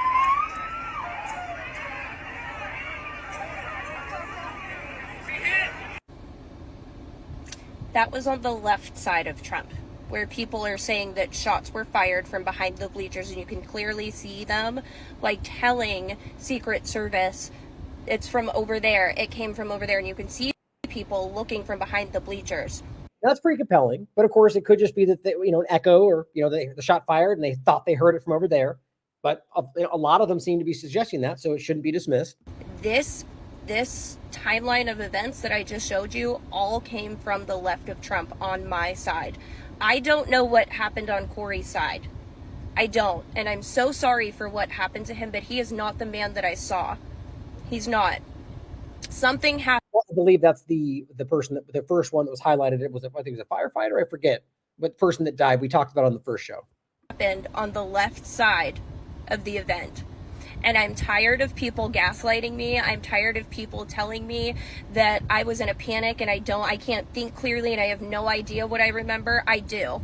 I'm a mother. I had to be super aware of my surroundings. The first shot was farther away, which would have been to the right of Trump because I was on the far left. The second shot sounded a whole lot closer, and that's when I was like, oh my gosh, people are shooting everywhere. I have to get these kids on the ground. Stop telling me that I don't know what I'm talking about. Those two men were shot from behind the left side of the bleachers, to the left of Trump. So just so that's clear, she's talking about the opposite side, guys. She's talking about over here. So something behind this, which, by the way, there's also the conversation about the water tower. Again, all of this is bystander stuff, and they could be mistaken, right? But she seems very convinced, which doesn't mean she's not wrong. And other people that she just showed you were going there, there, there. So, it's compelling that there might very well be a misunderstanding of what happened, or a lie, or multiple shooters. That seems to be a growing consideration. I promise you that. And you can hear people saying that the shooter's over there, the shooter's over there. Probably not the only shooter. I am not saying that there was not a guy on the roof to the right of Trump, because there was. But there was also another. Be for real. Be so for real. You guys cannot take snippets of news and think that they're telling you the whole truth. They haven't all this time. Why? Like, they're not going to start now. Right. I love this. There was more than one shooter there that day. I promise you. So that's her opinion. But what I love is this is a Republican identifying that other Republicans are pushing back on her. And she's like, weren't we all just doing this to everything 30 seconds ago? Like, now suddenly you're trusting the news clippets that come from the people that were lying to us 30. You see what I'm saying? And this is what she's identifying, and hopefully she starts to realize it, are the dishonest people within the higher parts of their movement that are desperate to keep you stuck in the same two-party illusion and maintain the same old status quo. Right? So that's what we always have. And I mean, I don't know that for a fact with exactly what she's talking about. My point is that that's what we're always seeing, is that you look at the larger parts of this conversation, and you always have people that, like we saw a lot of it with the grifters from the COVID movement that came over to the Israel conversation, that were just completely gung-ho empire. When suddenly, hold on, weren't you just saying they were trying to kill it? Now you're all for it? They weren't being honest. And so my point is that she's recognizing that there's no consistency there. Suddenly they're blind to it because pro-Trump. That's not what an objective person would do, right? And that's important. We all need to connect when we think we're people being objective, whether you're partisan or not. Right? She sees it. Now, this is where we'll get into the timing of it all. We'll come back to the multiple shooter point. So this is Moshe Schwartz highlighting this video, which shows you the other snipers. Now, this one just breaks down the clear example that there's different buildings and different sniper sets, which is already shown on that other image we showed you from the corporate media image. Now, here is a shot I think is interesting of what these guys did when that shot happened. So remember, on the first one, which actually I'll just show you really quickly first, you can see them react. And the timing of it's interesting. We'll come back to that. And that's a little bit old, that chart. That chart's a couple of months old. And if you want to really see something that's said, take a look at what happened. To me, the timing is almost exact. You could argue that they were responding, as the narrative goes, they didn't fire, apparently, until after. Like, that was them reacting to the first shot from the other guy. But I've already seen people that seem to know what they're talking about, like either military or guns, special, who are saying he fired right there, which I don't know. It's up to you to decide. But it wouldn't make sense that we'll come back to this point where they were looking there the entire time and suddenly just didn't do anything until they waited for a shot to fire and then still waited, which might line up with that unconfirmed report, right? But so this is the ones to, if Trump's facing forward, the ones to his right. Okay. Now here's the other discussion. And these are the ones that when Trump's facing forward, the ones that are more behind him to the left. Now watch. The shots are fired. They don't even seem to flinch, unless this is just hard to see on this video. You know, that's a little bit old, that chart. That chart's a couple of months old. And if you want to really see something that said, take a look at what happened. Look at that. They don't even flinch, guys. Their hands don't even move. I find that hard to believe, unless they were expecting it, right? Or something else. Now, I'm not saying that's what I can prove, but I find that very strange. The other guy damn near jumped out of his seat when you know, so these guys are looking directly at him. By the way, both of them looking at the same direction. That's what I find strange too. Both of them looking directly at this area before the shots were fired. And remember, with all the other reports, that was a location designated as a security risk. They knew that there were people in the building underneath them because they were worried. They had multiple times they were trying to chase this guy. They lost him 3 times. You have people screaming well before, that's a guy. He's got a gun. He's right there. And they're looking at him the whole time. I just don't know why average people aren't going to go, this feels very wrong. Watch again. Something that said, take a look at what happened. Really? That seems very strange to me. Very strange indeed. Now, yeah, here for, again, the close-up shot are the 2 differences, right? Just make sure that's very clear. 2 sets of snipers. Now, here is the one I was just talking about. The J6 Videos put this out, and it shows you about 7 minutes and 21 seconds before these shots were fired. You've got the first set with the baseball cap, so to Trump's right, looking with their binoculars, not necessarily directly at this building, but, you know, surveying and looking in the direction to Trump's right. And then the shots before it, where there are pretty much looking right at this line of sight.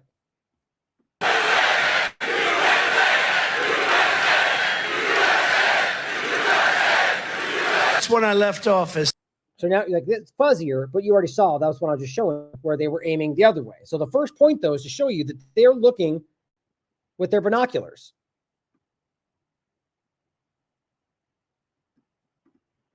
Lowest amount of illegal immigration ever. That chart. I might as well just show you the other one again, since this one's actually better. And you know, that's now this comes closer to the time frame, right? So it's right beforehand, and they're lined up. The guy's even looking through his scope. a little bit old, that chart. That chart's a couple of months old. And if you want to really see something that said, take a look at what happened. To me, it seems like it was right at the same moment. But here's a video that was put out by, I think it was John Cullen again. No, that was when I was going to tell you that. Here's no, it was this one. Yeah, right here. So here's another video. This one we'll get into in a second as well, that shows his kind of angle lineups, but you know, it was drawn by him. So, you know, you take it, you know, people can make mistakes, but also this one, which I'll show you next. Now, this is his slowed down version, but I got to be honest, to me, the shot, slowed down or not, seems to be different. The timing of it. You'll see what I mean. Something that said, take a look at what happened. Right there, you see him look up, right? That's the same shot. We see him look up, but then the timing of when you hear the shot seems a little bit later. See something that said, take a look at what happened. Or rather, I guess earlier. That said, take a look at what happened. Right? That's it right there. And he just kind of goes through this slow motion.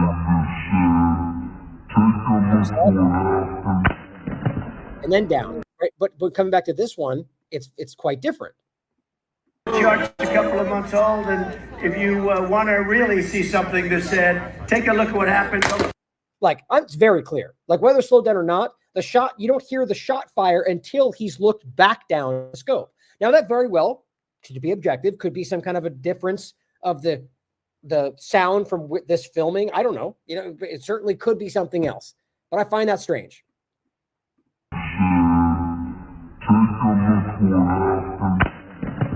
See? What happened? So, you guys can decide for yourselves. Was that altered? Who knows? At the end of the day, it still does not add up across the board. And he also plays this one, or shares this one, and he just simply says when he shares this, why didn't these guys take the shot? So he doesn't think they did. Maybe I've heard others who know what they're talking about who've said that they did, right? I've heard a few differences from people who know what they're talking about, right? So it's opinion. So it's hard to tell. But here, and I only say know what they're talking about in the sense that I think either they know about guns or they're military or police. Here is the other video he shared. And this has to do with the angles. Also a woman saying there was multiple shooters. Shooter shot to the left. He killed the gentleman in the water tower here. He killed the gentleman in the water tower here. What she's saying is that one of the Secret Service people shot and killed one of the people in the water tower. Right? So that back to the point where they did shoot, apparently. But again, this is what they're seeing. They could be mistaken, but it's worth considering. What you know? Gentleman in the water tower here. He killed the gentleman in the water tower here. I hate the music being played around it. This is not some promotional video. So here it shows, again, my point with this one is it has the shooter all the way to the left right there. My point is, based on everything we have, the shooter in this angle right here would have been all the way to the right. Right? So here's why I think that. So if you look at this, if you're looking at this angle, to the left of where he's claiming he is, because that's where the lines are all lined up, and you can see he shows it right there. That's a parking lot, right? Where on this side, you have the people where you can see they're standing in the grass, and they can see him facing Trump, and you can see him. I'll just come back to it real quick to make the point.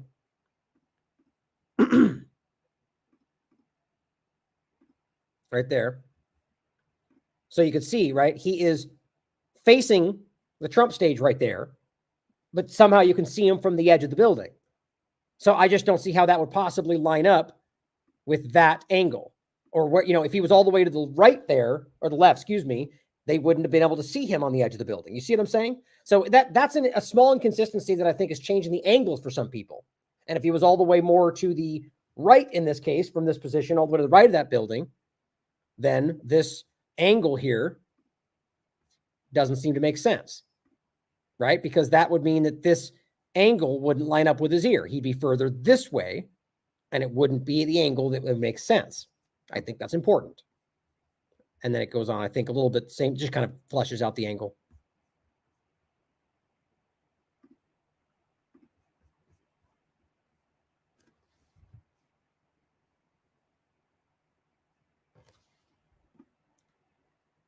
And then you can see Trump right at the stage. You got and then only really shows one sniper spot when we know, there's two. But then it shows the water tower as a possible spot for the shooting. Now, here's what's interesting. If you do believe there's a water tower shooter, that would indeed have a better angle on that possible spot on his ear. So, think about it. But see, because I would even say that would be the likely position for that to happen. So that would, in my mind, add a little bit more credence to the possibility that might be the shot, if you believe that's actually what happened. And there's a lot of doubt around that too. It's just very interesting to me how much pushback on that one point when it's more and more to me seeming more likely. Now here is W.C. McGeorge highlighting that same video, but arguing it shows a second shooter. So a different opinion on it. That's the wrong one.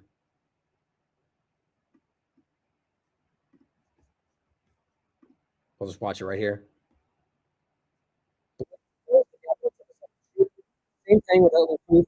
Again, always people take it. I guess they don't know it's hers, but even though she explains everything. And that seems to be the one taken from Colin, because he's the one that repeated it like that, or at least someone took it from somebody.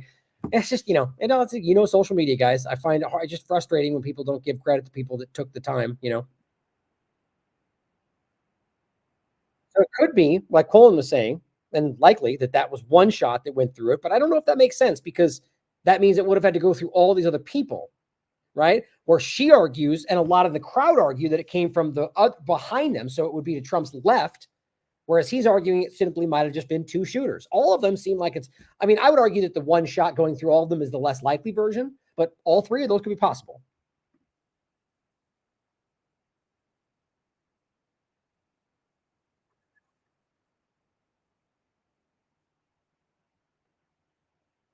And then it goes into the angles.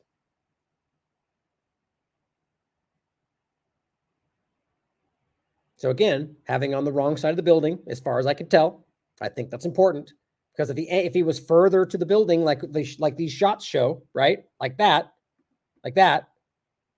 then that wouldn't really make sense, would it? Where was it? Right here. And then it shows the water tower potential, or I guess, no, that's interesting. So he has it coming from a completely different spot.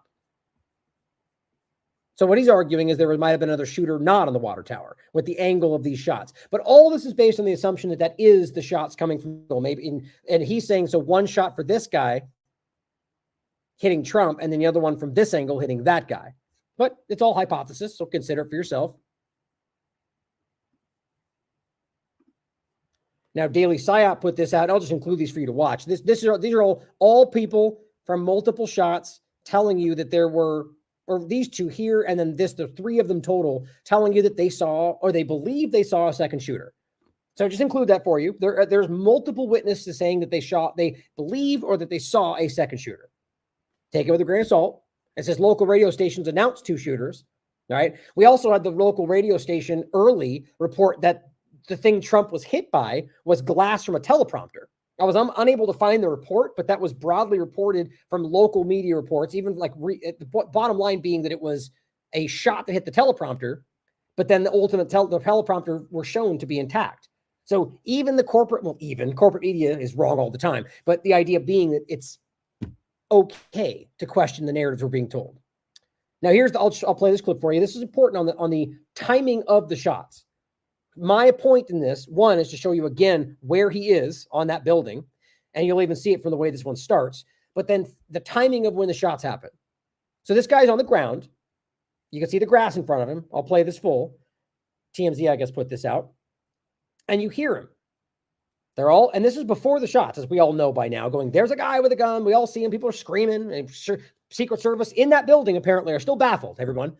In the building, mind you, in the building. Apparently 3 looking for him. You know, it's just none of this is even possible in my mind. But the point is, they all identify him. You hear all the first series of shots, whether it was 7 or 8 or whatever it ends up being. And then he says after that, he's turning towards us. You hear that last pop and they go, oh, they got him. So I don't know how you explain that. And with all the other narratives around this, and that to me, it shows you that whoever shot last is the one that shot this guy. But then how to explain all the other shots? And how does that explain the narrative that were spun about how this actually went down? That those were all his shots first. You know, you watch for yourself and you'll see what I mean.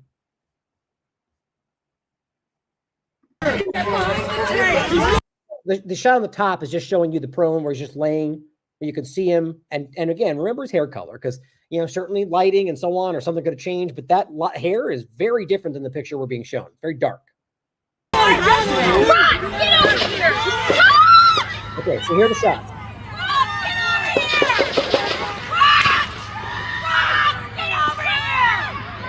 Now, I can't tell if you even hear more shots earlier. There might have been more than we heard. Right there. Like, isn't that a shot that I just heard? Maybe 2. And then you hear that series.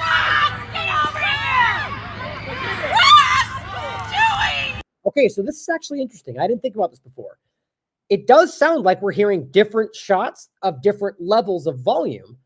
It's hard to tell, though, because this would be assumption. But the point being is, if that's the case, that would add, and it's not, clearly there's not fire hitting this guy right now. Not yet. He's right. You could see him. They're all pointing at. So the point is, that would at least suggest that there was another shooter somewhere else. Or I guess maybe it's the sniper shooting back and they missed him. It's certainly possible. The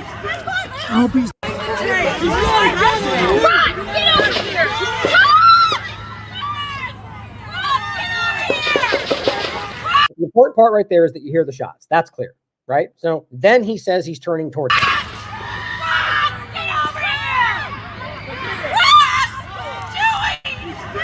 I hope he's turning this way. Be careful, guys. Okay, so right there, of course, he could be wrong, right?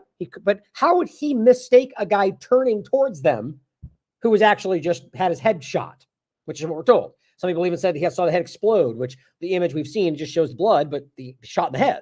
So you wouldn't be turning towards anybody, right?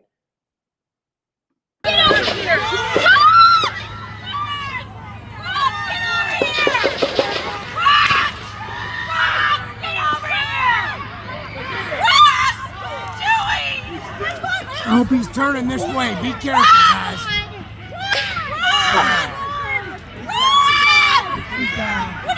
You hear that? So that was the last pop, more distant. You could hear the difference. And then they go, oh, he's down. He's down. And multiple reports said they saw the shot. So they all saw this happen. So think about that. How does that line up with everything else we're being told? That this last shot is the one that took him out. And then on top of that, the fact that we saw all those shots take place and it looks like that sniper fired early, but that's hard to tell. I really do think that this is completely inconsistent with, like, it's inconsistent with the corporate media reporting. It's inconsistent with the Republican narratives that are different than the corporate media reporting. None of this seems to make sense. I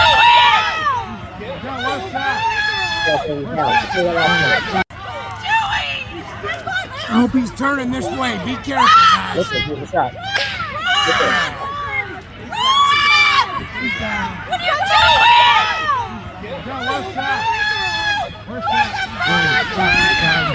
Somebody go down. He's right there. Oh, no. Are we in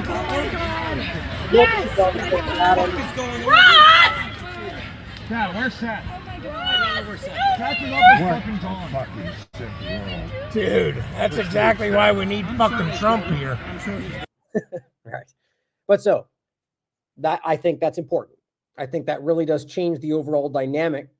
And then here he is, shot, killed, laying in the same spot. Now here, sorry, graphic shot. Okay, this is the guy we're being told was the shooter, which in my honest opinion, the hair color looks the same as that. But that image does not look like the guy that we're talking about here. Where was the, oh, tell me I forgot the, hold on a second. Did I close that on accident? Hold on a sec. I'm sure it'll pop up.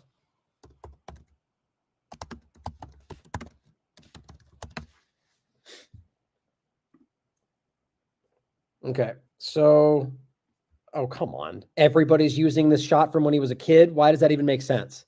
Where is the angle everybody was giving us? That one. Jeez, why is that so difficult? All right, so this is the one that most everybody was sharing. This one right here. Now, yeah, you could argue the sun.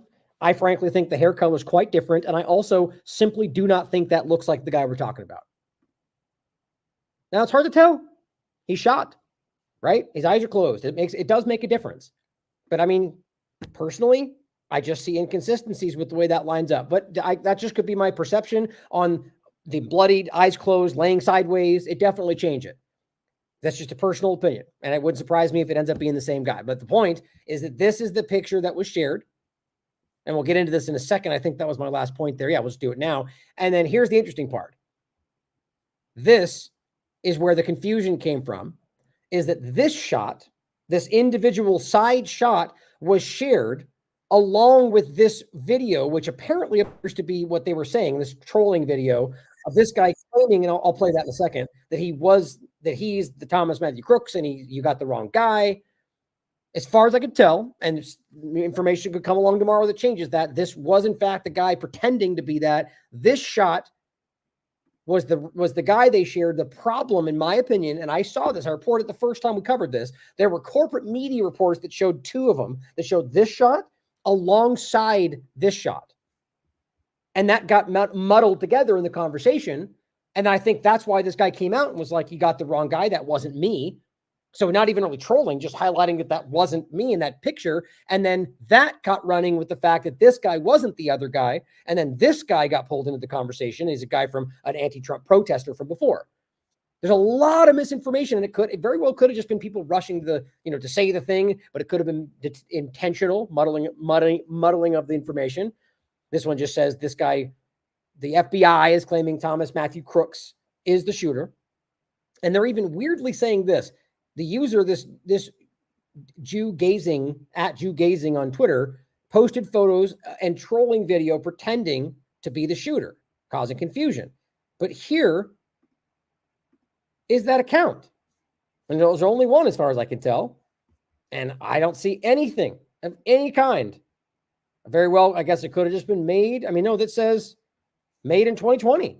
So that seems pretty strange to me. That's supposedly a fact check on Twitter, but we know how consistent those are. Let me play this video because this is what's important. This came out 2 days ago. It's just one of many platforms. It's called Republic World. It's got 6 million subscribers. This video almost has 3 million views. Probably has more now.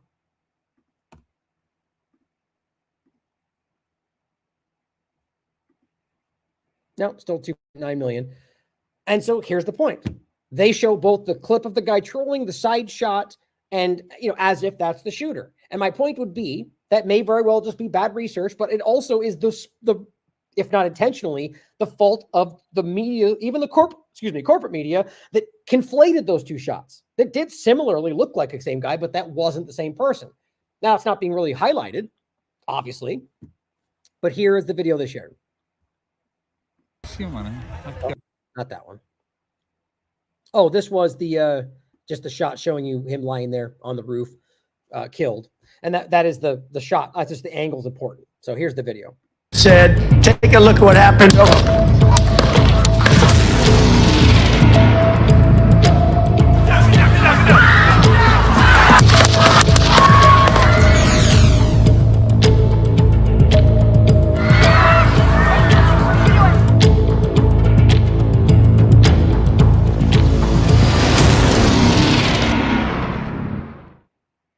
My name is Thomas Matthew Crooks.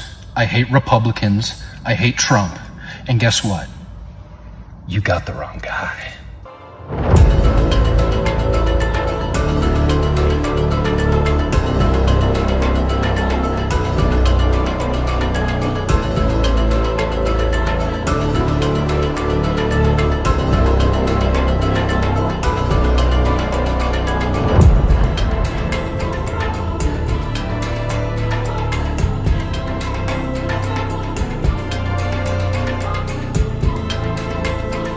See, right, this is the point. They're showing this as if it's the same person.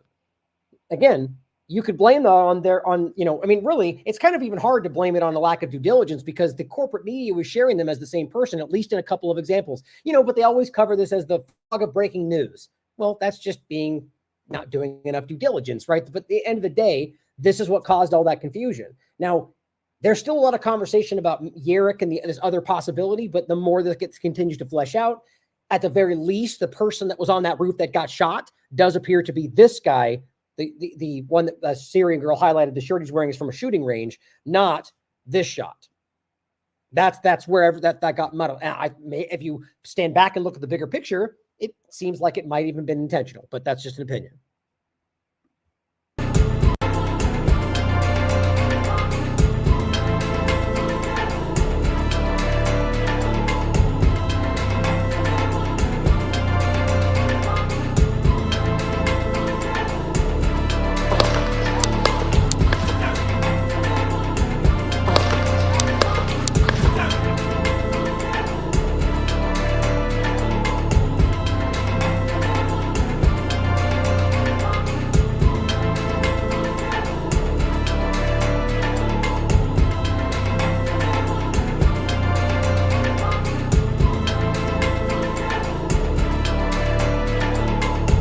What's even more interesting is I don't think we've gotten really anything other than some, I'll show you a couple of clips, but of people speaking about it from a school.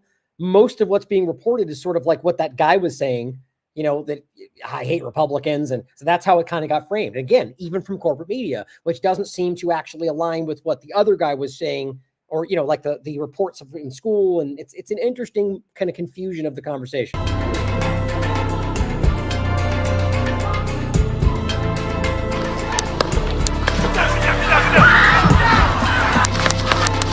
The same FBI that did everything that happened on January 6th, right? All the lies about that, the misinformation. But weirdly, the Republicans are all about the FBI right now. And it's just the same old point. And it's not about I think the larger conservative movement is very aware of what's going on.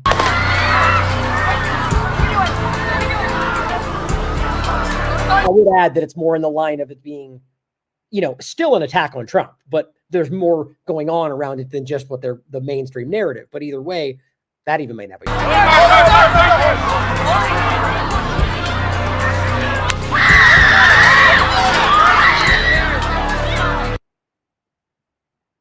That's just it. It just shows them. Yeah. So that's got 3 million views. And so people now see that other image and that sticks with them as the actual guy, right? And so what they were showing here was simply that this guy, and he's got what looks like gauges in his ears, the one on the left. And this one, I mean, to be honest, this guy does look more like that guy and less like the one that they're showing us, wherever that was, this one. But either way, it's not this other guy because there's a lot, the inconsistencies are too many between these two. So this just got very confusing, and I think it seems to be intentional. So Ian Carroll highlights this and still highlighting the first video, one of the videos, this one I'll show you that came out about the other guy. This one. And he says, this guy has all the marks of a classic patsy play. Mentally unstable, young, impressioner, loner. High school classmates say he has an atrocious shot, but got rejected from school gun club. But I get contradicting reports about that. I'll show you what the BBC article said about what the teachers were saying. This is interesting. And maybe Ian's point is exactly right, that this is about creating the narrative to make it seem like this was the guy, you know what I mean? And it's up for you to decide. It says high school classmates say he was an atrocious shot. Evidence that the way was laid for him to get onto the roof. Lack of coverage, a Secret Service. A million questions about Secret Service incompetence sound an awful like a sabotage from the inside. He says we don't know what happened yet, but think back to JFK, which involved Israel, as far as I could tell. They sold the story of a lone gunman when the fact of the true story was very likely an extremely complex orchestrated operation with multiple shooters and multiple layers of obfuscation after the fact, which seems like that's where this is leaning. There is no reason not to assume this is a similar event. And again, realize that this was about something much bigger than just somebody who didn't want JFK in the position because of internal domestic politics. And it says the odds are so wildly against this kid pulling this off all on his own with no assistance or involvement, which is easy to say. Doesn't mean it didn't happen, but it shows you that we should not be blindly leaning in one direction. He says, and if there was any involvement, that implies it was likely a full-on op by someone.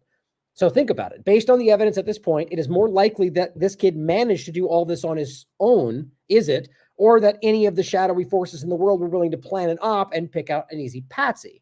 Regardless of what you conclude, we don't know the answers yet. Keep your open mind. Don't fuel hatred and division. Be kind to people. I appreciate that. Now, this adds to this, saying that this top video, which I have seen myself as well, is actually not the guy that was shot. Then I'll show you the video. And the video that we're going to show you was associated with this guy, which is just, and so I'm trying to show you how confusing this all got, and I think intentionally. So here is the video. Oh, sorry, going too far. That Ian shared. And you've seen this probably circulate.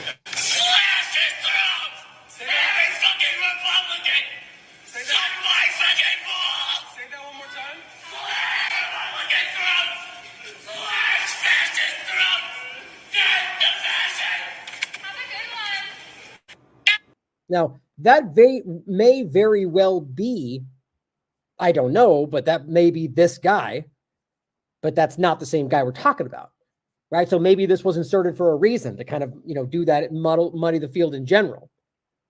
But so that is not the guy that was shot, who is apparently Thomas Matthew Crooks. And he shows this as well, saying one local police officer climbed the roof and encountered him, which we already showed you. And then he plays this video, who is a guy who knew him apparently, or at least went to school with him. I mean, he would sit alone at lunch. I mean, he was just an outcast, and you know how kids are nowadays. So they're going to see someone like that, and they're going to target him because they think it's funny or whatever. So it's the best way I can describe it. And it's honestly kind of sad. Like, I don't want to say this is what provoked it, but you never know. Yeah. You said he was a loner? Yeah. I want to... So another kind of like he was bullied, he lashed out, kind of a narrative. Say he was a loner more because he was quiet, but like he was just bullied. Like he was bullied so much. This was high school. Yeah. What did they, do you remember at all what they said to him or called him? No. he was just made fun of, I guess, for the way he dressed or his appearance. We all know how horrifyingly rough schools can be on outcasts, on different types of people. It's just sad. And it seems like nobody, the bottom line is obviously everybody has the bullying has become a focal point.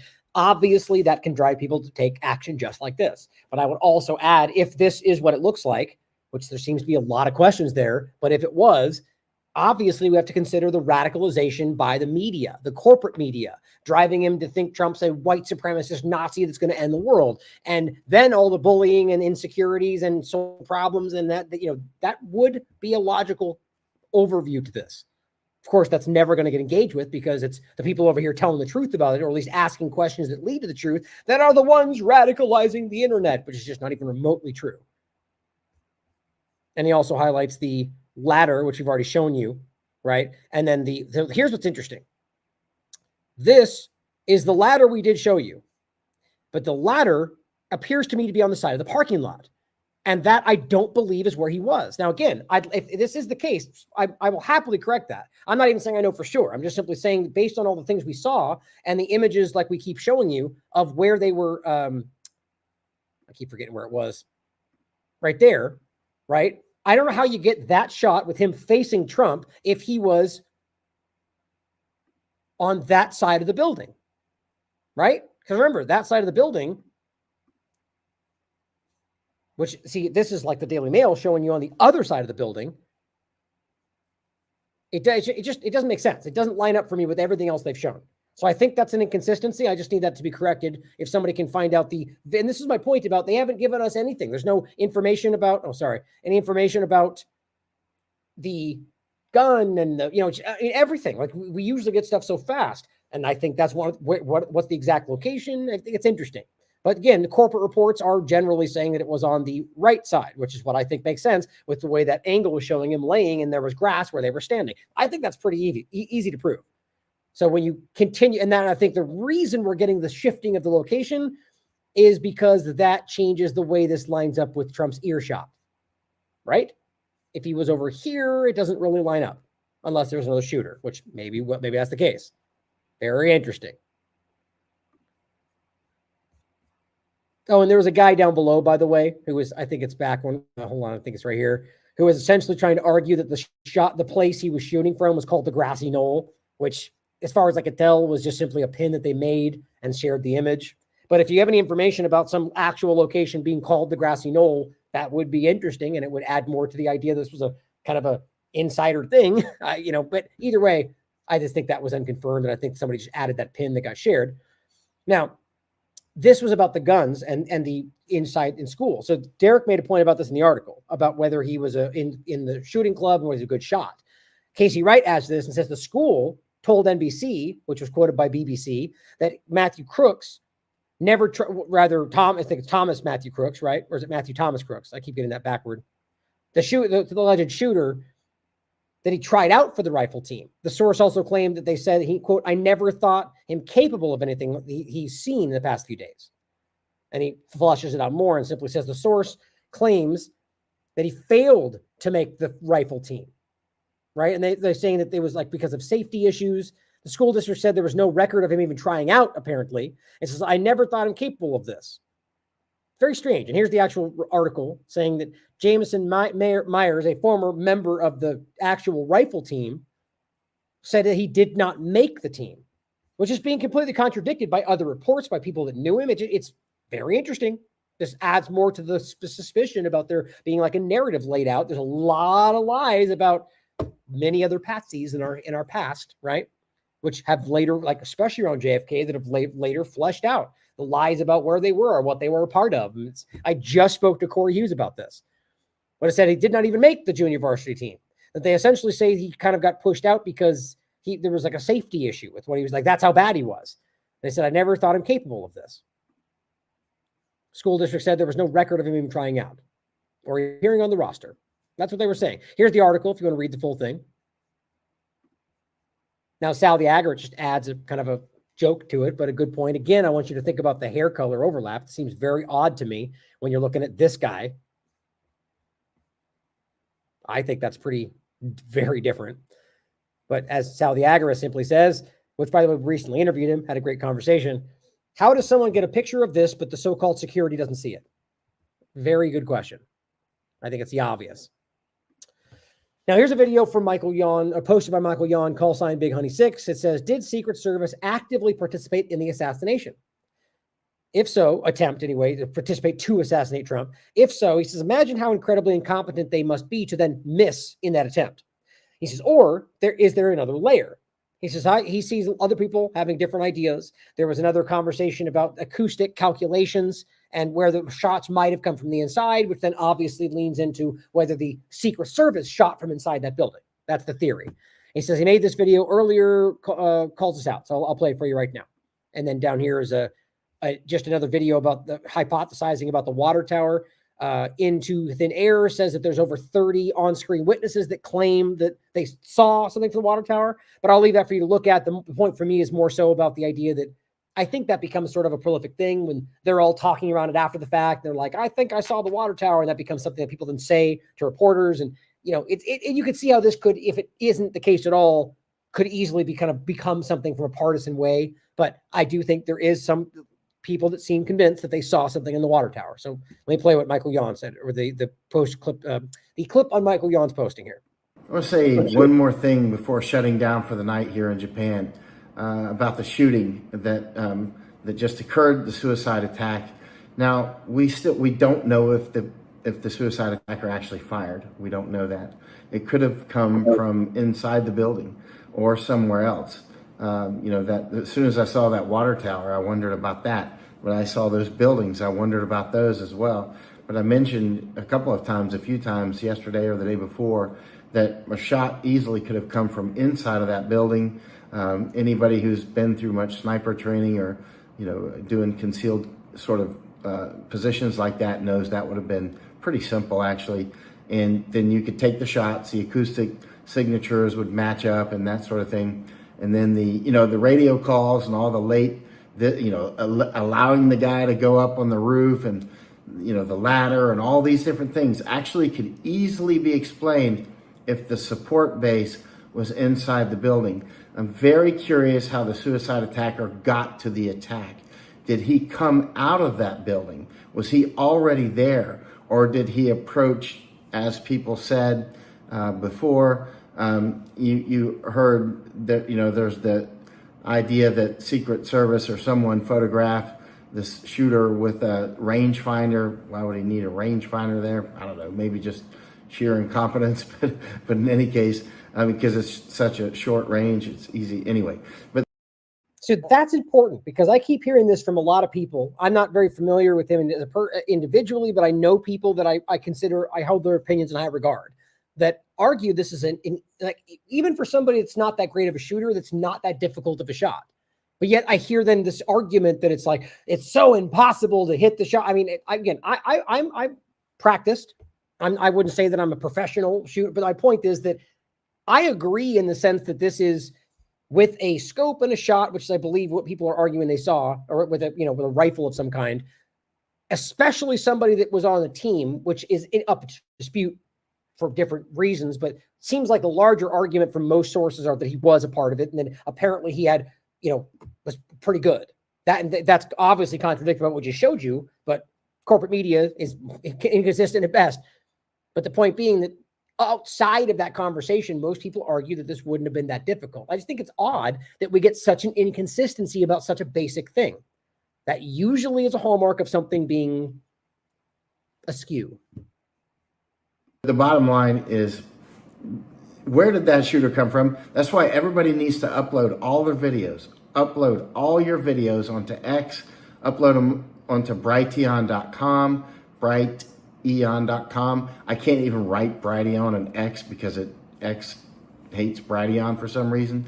But anyway, upload all your videos to multiple platforms because some people can make sense out of things. Like I might upload something that doesn't make any sense to me. It looks like garbage, but then somebody else can go, bingo, that's what I was looking for. There's those guys with that shoes, with those shoes I was looking for, something like that, right? And so just upload it all, share it around, mix it around, let everybody's collective mind work on this, and then we'll get we'll get a lot more out of it. We've got to percolate for a while. Upload it all. Where did the shooter come from? Did he actually come in and approach that building? Or did he just magically appear and go up the ladder? Like as if he came out of the building, right? I have no idea. And so, but if that building was the MSS sort of the support base to make that happen, that would have been easy. I mean, he's got the rifle there, the ladder's already there, or just pull it out, go up. All right, Jimmy, going up the ladder, and do your thing, and we'll see you back down here, right? And yeah, and then he's dead. But meanwhile, the Secret Service or whoever was in there took the shot. Actually, whoever that sniper was who took the shot obviously was not great, because the president would be dead, very dead. Because for any competent shooter, you don't have to be super Delta dude. I mean, just a halfway competent shooter, he would definitely be dead. So there you go. I think that's important right there. And that is consistent with people that I've spoken to, that this would be, if you're in any way a shooter, that this wouldn't be as difficult as a lot of people are making it out to be. Doesn't mean it's a sure thing. Anybody can miss, but that's important. Especially with those subsequent shots, because there was time to get off second and third aimed shots. More than that, actually, right? I mean, like realistically, well, like he makes a good point, aimed shots, right? So then how do you explain that? How do you explain how many, and where did all the other shots end up? And we know people were shot in the crowd, but that seems to be coming from different angles. There's all sorts of anomalies to that. Just doesn't seem to make sense. But anyway, so it's quite mysterious. Of course, the idea of the blood packet, I will not discount that. I'm going to say it again. I've said it numerous times already. The whole salute, the perfect salute, and all that. And Trump being into the wrestling, and one of the main guys who comes up to congratulate him is a wrestling guy, I mean, it's just like Trump is known for kayfabe. He does it openly.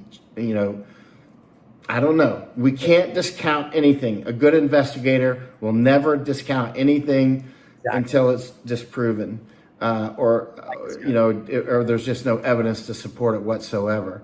And so anyway, there we go. Good night, y'all. 100% agree. And what I find interesting is, I understand that this is a supporter, right? Republican supporter of Trump in general. And the point is that there's enough to be skeptical here. I like the fact that he's even going, we'll consider that there might've been something else going on in regard to the blood packet or whatever he's talking about. WWF. That's interesting to me. Like, coming from a position of somebody who supports this, like the idea being, okay, so for a second, flesh it out. Why would they think that would be faked? Is it coming from a position that they think this was faked? I've seen some of the, let's put it this way, some of the floating narratives I've seen come from a Q angle have been about essentially doing this to draw out the manipulators, right? Or use it to draw in support for Trump. And that's a Republican opinion in some cases. I don't see it as the major one. It seems like most of the mainstream Republicans are don't even question the narrative, which is fascinating to me. But again, that there is a lot, this seems very kind of divided even amongst the Republican side of this. But here's a shot from CNN. Or at least posted on CNN from Getty Images, right? And you can very clearly see the two lines of blood that you saw on the above his mouth, below his mouth, and then there's a third line right there. Very clear and seemingly more thick than the rest of them, which I would add might explain why at least at first there was no blood on the white collar. But I'm telling you guys, the ear cartilage bleeds a lot, and I think there would have been a lot more that would have come down personally. But who knows? Like I added before as a possibility to be objective. Maybe he's on some kind of medication that makes it not as blood, not as thin. I don't know. There's anything could happen. But here's what I find interesting. Oh, first, somebody added this image somebody made with a ketchup packet in his hand. But here is the shot of him later, one of the many. Now, look, you see a little blood swipe right there. But you realize the timing between this shot and the there's no time that people to wipe anything. People didn't hand him anything. So you just go from him being down here underneath all, I guess, the Secret Service agents. Then he stands up, and actually we should just play that in. I think I deleted. Oh, no, well, I did. Hold on. Let me add it back again. You want to really see. Right. So you got the shooting happened. He goes down. And those early shots we just talked about. So then it comes up. So he's down this whole time. Now, this whole time is where you're getting that shot. You're getting that shot of that blood on his face while they're over him, right? And then when they stand him up, right then is when you only see 2 lines the whole time. And it's hard to see with the video, but there's plenty of shots of this, of every scene of this. You got these shots with a fist in the air. You got the iconic one.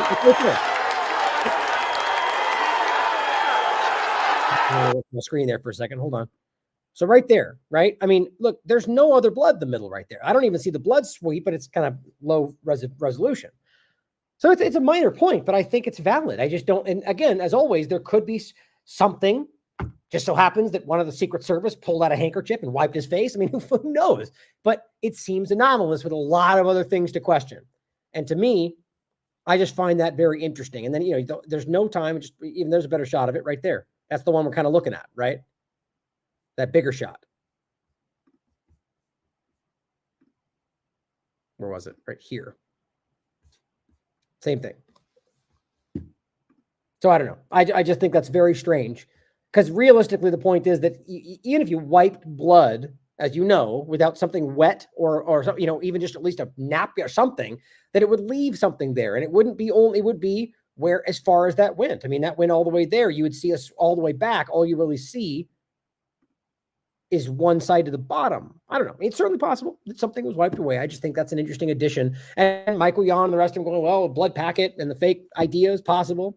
So a few other anomalies I think are interesting before we go on to get into the media side of this and the overlap with Israel and the conversation of the two-party illusion aspect and how they're, and even one point to start there of the whole, political violence is not acceptable. It's just really embarrassing as they're all acting in political violence. This point, Wall Street Silver highlights this, and I would add, don't forget, Wall Street Silver was one of the accounts that shared the Mark Violet's Antifa member as the shooter and then deleted it, who turns out to be a guy named Violi who lives in Italy, who has nothing to do with any of this, right? As A Wake Up, Steve humorously in a humorous way, called him like a chubby Tim Pool, which is kind of what it looks like.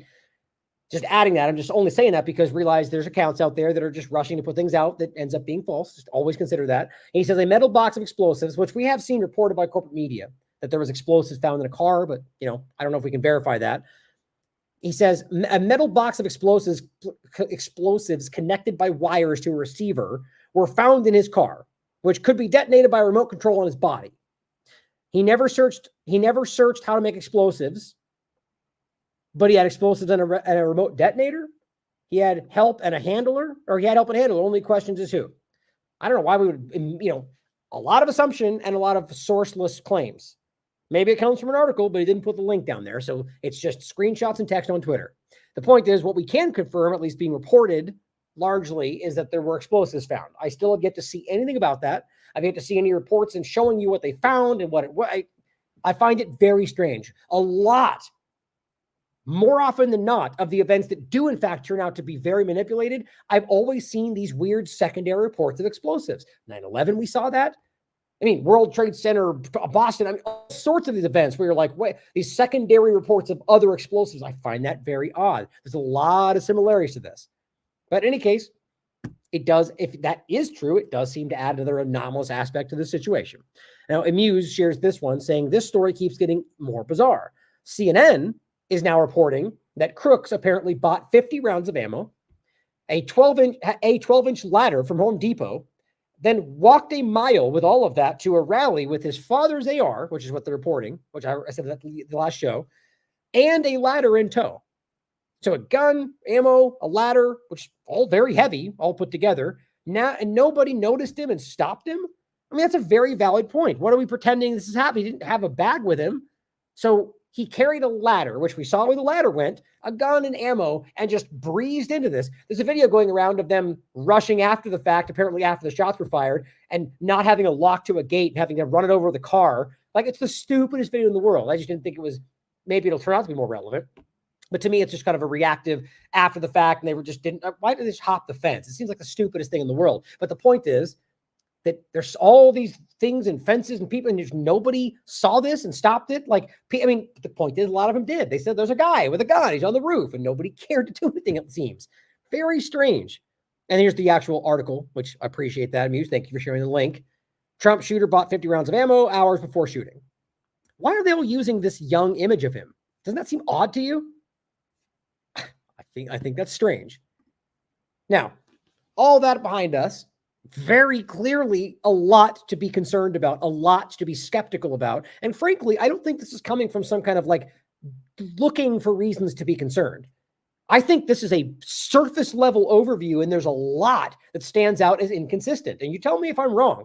I'm seeing a lot of people that I wouldn't have expected going like, there's something wrong here. In fact, people that I wouldn't have expected saying, I think this is staged. That's just interesting to me. Doesn't sway my opinion. I try to focus only on what we can prove. But I find that relevant in a larger sense about people who would normally not lean into any of this, feeling like they are confident enough to say that there's something off about this. Now, the two-party illusion overlap of this has to be discussed, as well as what's going on with Israel. But first, let's talk about the political violence and the amusing, if not disgusting, effort by Matt Miller to act like they're on the side of good in this whole thing, and we have to call out political violence while they're literally justifying political violence, as Sam Husseini calls them out for. Decensored News shared this clip, made this clip, shared it. Great work. Start with some comments on the assassination attempt against former President Trump this weekend. One of our responsibilities as America's diplomats is to promote our core values around the world: democracy, human rights, human dignity, and the ability to resolve our differences without resorting to violence. I just think about actually saying that as an American representative. Like, I mean, for crying out loud, to pretend like you're not conducting wars as reflexive military violence based on, I mean, that's exactly what we see. Something happens and they just bomb. Like, this is what this government is. And for them to come out and just so blatantly always project this completely different thing, I mean, one, it shows you that they know they're wrong. They know, at the very least, they know that we don't want that. They know that they're pretending to be something they're not, because if we saw that, we would reject what they're doing. And most of us do now. But it's just this inherent level of dishonesty and criminality. The blithe display of just like calmly displaying the blatant misrepresentation while you're committing genocide, while you're in fact acting in violence politically in every context around the world. It's just kind of crazy to me, and like Jimmy Dore's been doing a good job over the years of really pressing this reality that, this government is not the good guy, if you want to frame it that way. He's right.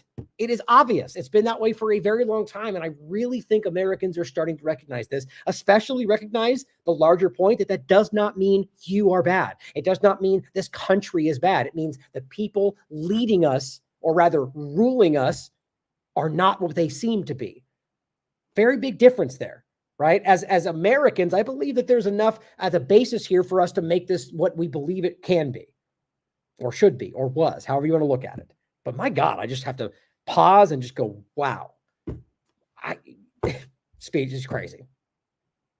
Our responsibilities as America's diplomats is to promote our core values around the world: democracy, human rights, human dignity, and the ability to resolve our differences without resorting to violence.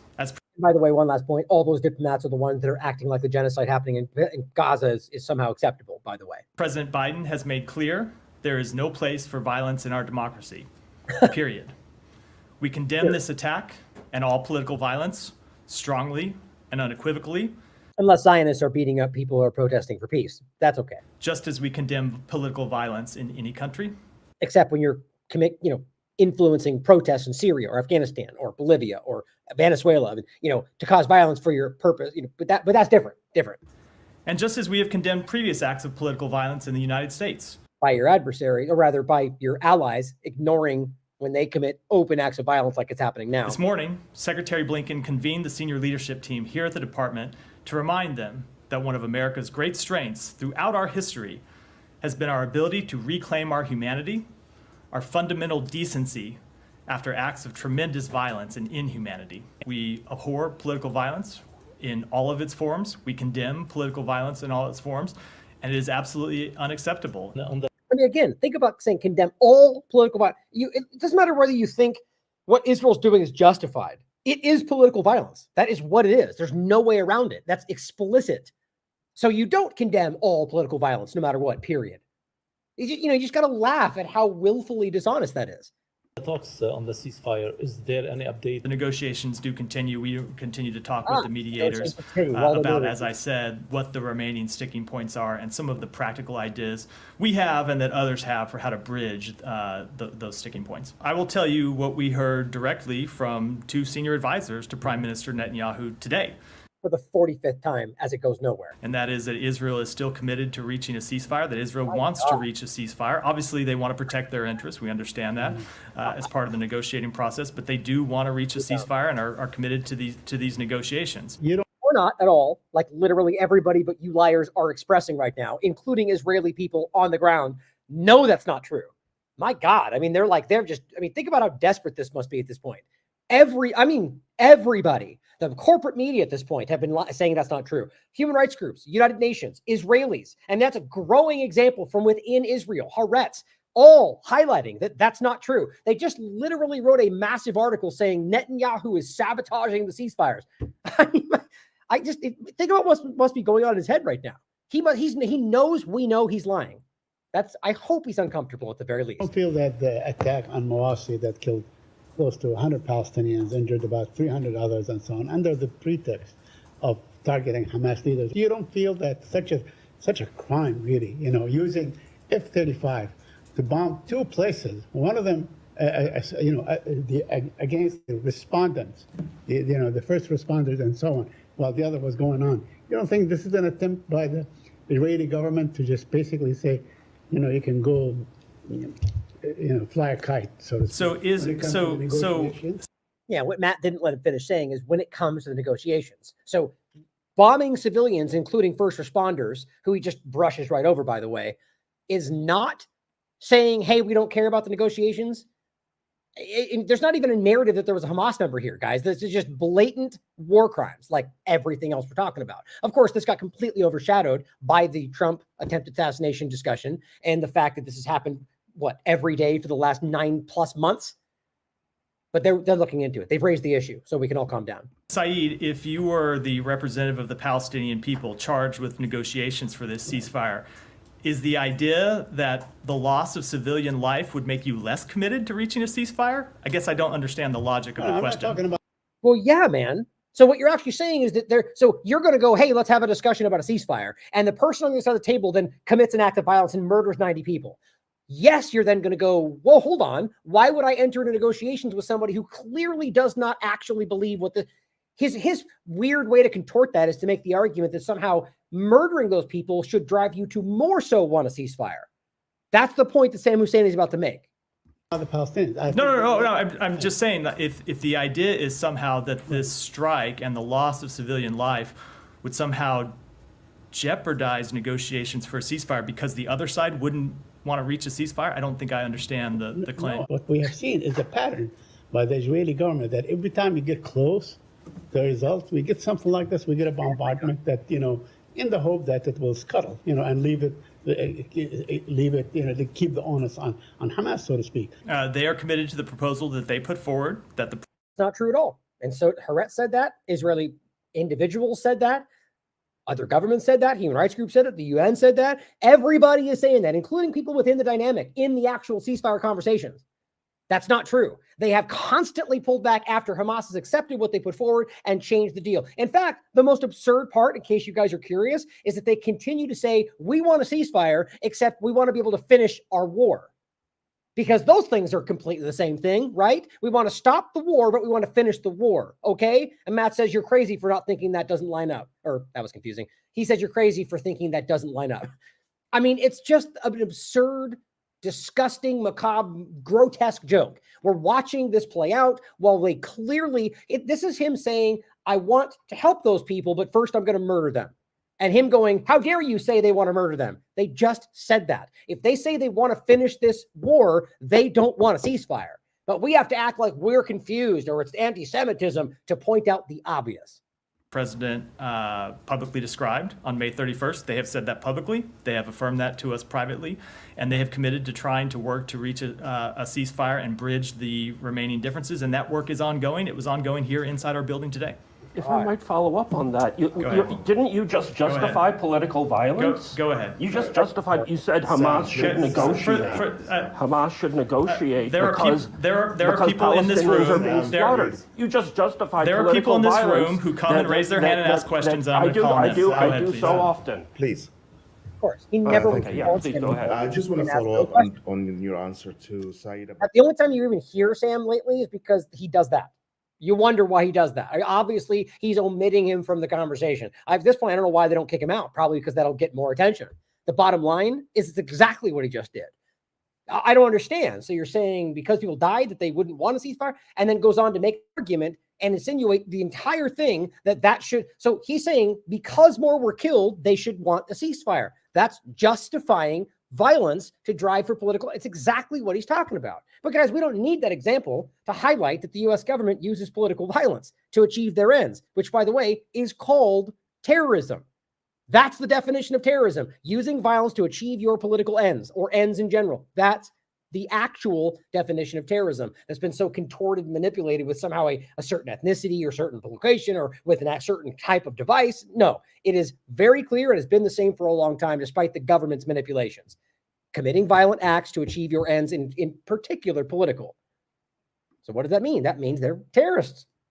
I know that word has got a lot of different meanings today, but it's very obvious. And anybody else doing the same would be the same, including people from, countries in the Middle East that carry out individual acts with suicide vests, or governments that openly commit violence for political ends. Those are both terrorism. It's a great video from Decensored News. So here's Matt Walsh, and I want to get into some points around the two-party illusion that I think are very important. And it's kind of overlapping with that same kind of discussion. He says, and I find this fascinating. It's really difficult for me to see, like, for instance, we just showed you the woman that was pointing out that other people in her party are seemingly resistant to the new fact when normally they would call them out. We just saw Jan saying the same point. We saw all these overlaps showing you that people are going, why aren't, some of these people just don't want to hear it right now.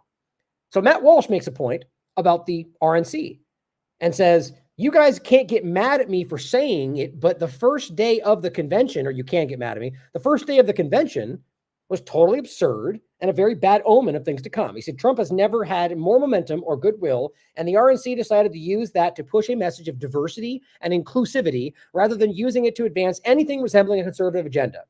He says, I call it as I see it, and that's what I saw. It's not even about what you think about what he said or whether that's the right or wrong thing. It's not anything about that. What it's about is that Matt Walsh is pointing out something that seems to be inconvenient, if it's true, for the Republican perception.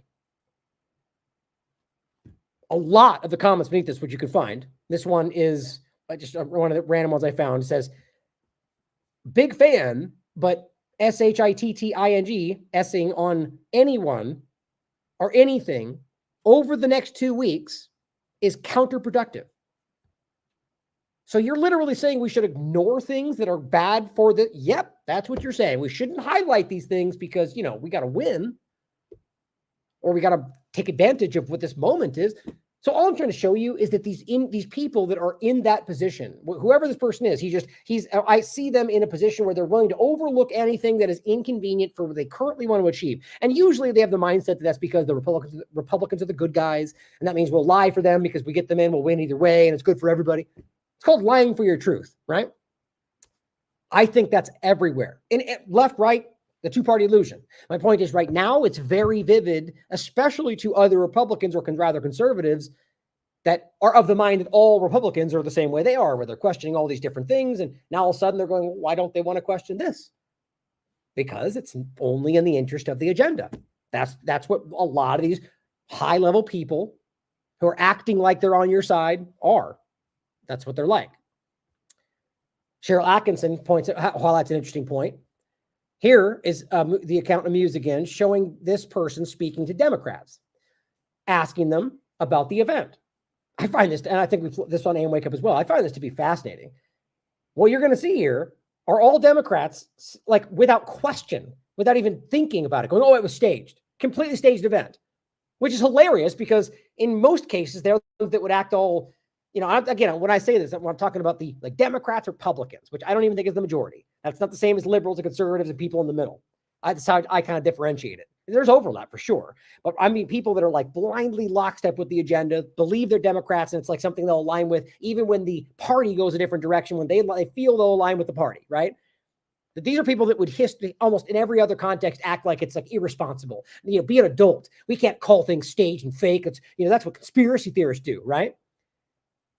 Here they are going, it's completely staged. Why? Because that seems to be a line running through the media and the left-wing party right now. And what's weird is you got Republicans who would normally be open to anything like questioning, especially when it's a Biden situation, going in nitpicking every little point, which we should, questioning whether this makes sense, that makes sense. And this event is rife with those points, which a lot of rather conservatives are calling out. And you got Republicans who are going, look at how dumb these Democrats are, calling it staged like the conspiracy theorists. You just can't miss this teeter-totter, this flipping of the roles. It always happens, and this is one of these moments where you wake a few more people up to the bigger picture, not the left bad guy, right bad guy, but the big picture, the two-party illusion picture, that this happens all the time. Now check this out. Oh, it's a false flag. False flag. Yeah, false flag. Somebody died and 2 people injured. What do you think about that? False flag. Yeah, what's funny about that is that he's saying that to try to highlight that they're wrong. People die all the time at false flags. In fact, the best false flags, rather most effective, usually involve people being killed. If this was about Biden, that guy would be screaming the same tune, I would argue.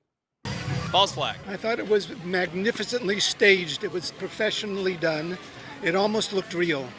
Wait. Staged by who? Oh, by Mr. Trump, of course. I think this whole thing is staged. You think it was staged? Yeah. It depends on everybody's view. Yeah. View of the assassination attempt? What do you think? Does it kind of depend on where you're standing, whether or not you agree with the assassination attempt or disagree with it? I just don't see that being the truth, but that's I'd rather just not make any comment. Really quick, what are you talking about the truth? What do you mean? Oh, you just don't believe it was an assassination attempt? No. Please don't. We're so anti-Trump. I don't even want to. Was it a bad thing though? I mean, He's trying to pull out these very, to get these gotcha moments to be like, see, that's what the Democrats are like, which, by the way, it is, but it's also what the Republicans are like. They're the same thing. Different sides of the same game, but they'll do the same thing. They'll be petty. They'll be small. They'll cheer on the attacks of people they don't like. It's just so funny how they love to point it out when the other side does it, when they all do it. Was it a bad thing? Would you condemn it? Oh, that he got shot at? Of course. Yeah, you never do that. Of course, you don't do that. That's all messed. Yeah, that's really bad. Yeah, exactly. You don't do that. Was it staged? Probably. Staged? Yeah. Okay, so you think Trump maybe staged a fake assassination for support? Okay. And that resulted in somebody dying and other people being critically injured? Certainly could have. It's a silly way to present that as if that means it's false. That's an assumption. Obviously, that's possible. Obviously, he's capable of that, as much as they wouldn't want that to be the reality. It's also just certainly likely that this was carried out by, as people have floated, how about Israel? As I pointed out before, just one of the possibilities in order to sort of gain support for Trump, which, by the way, has been a waterfall since that.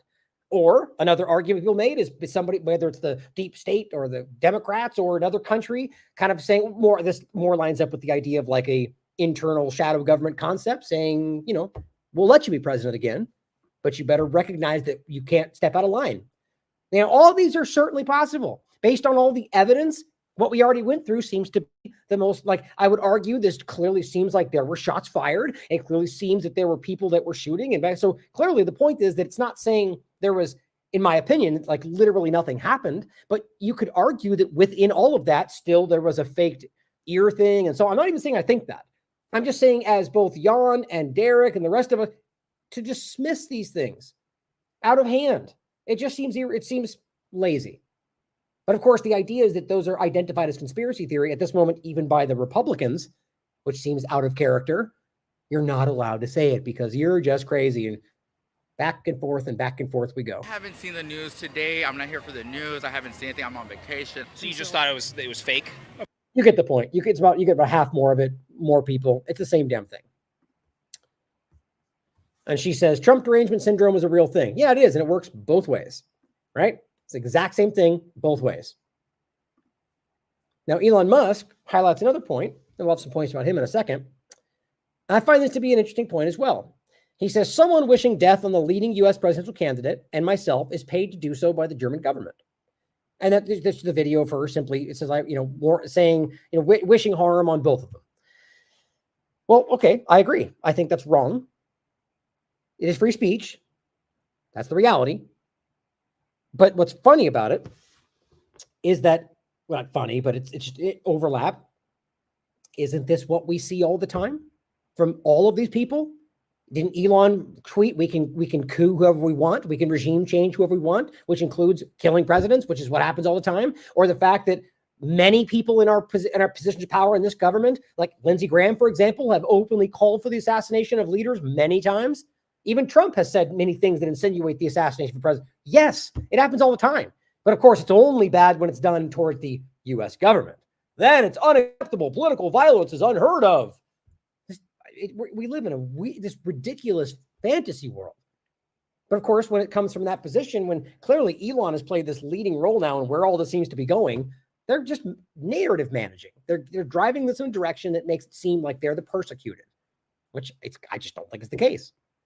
But yes, we should call this out like we should call it out anywhere. But let's be balanced about this, guys, and realize that we have this happening constantly. From within, highlight, obviously, I've seen plenty of Democrats call for the death of Trump, but I've seen the same thing in reverse. I've seen plenty of Republicans call for the death of Biden or plenty of others.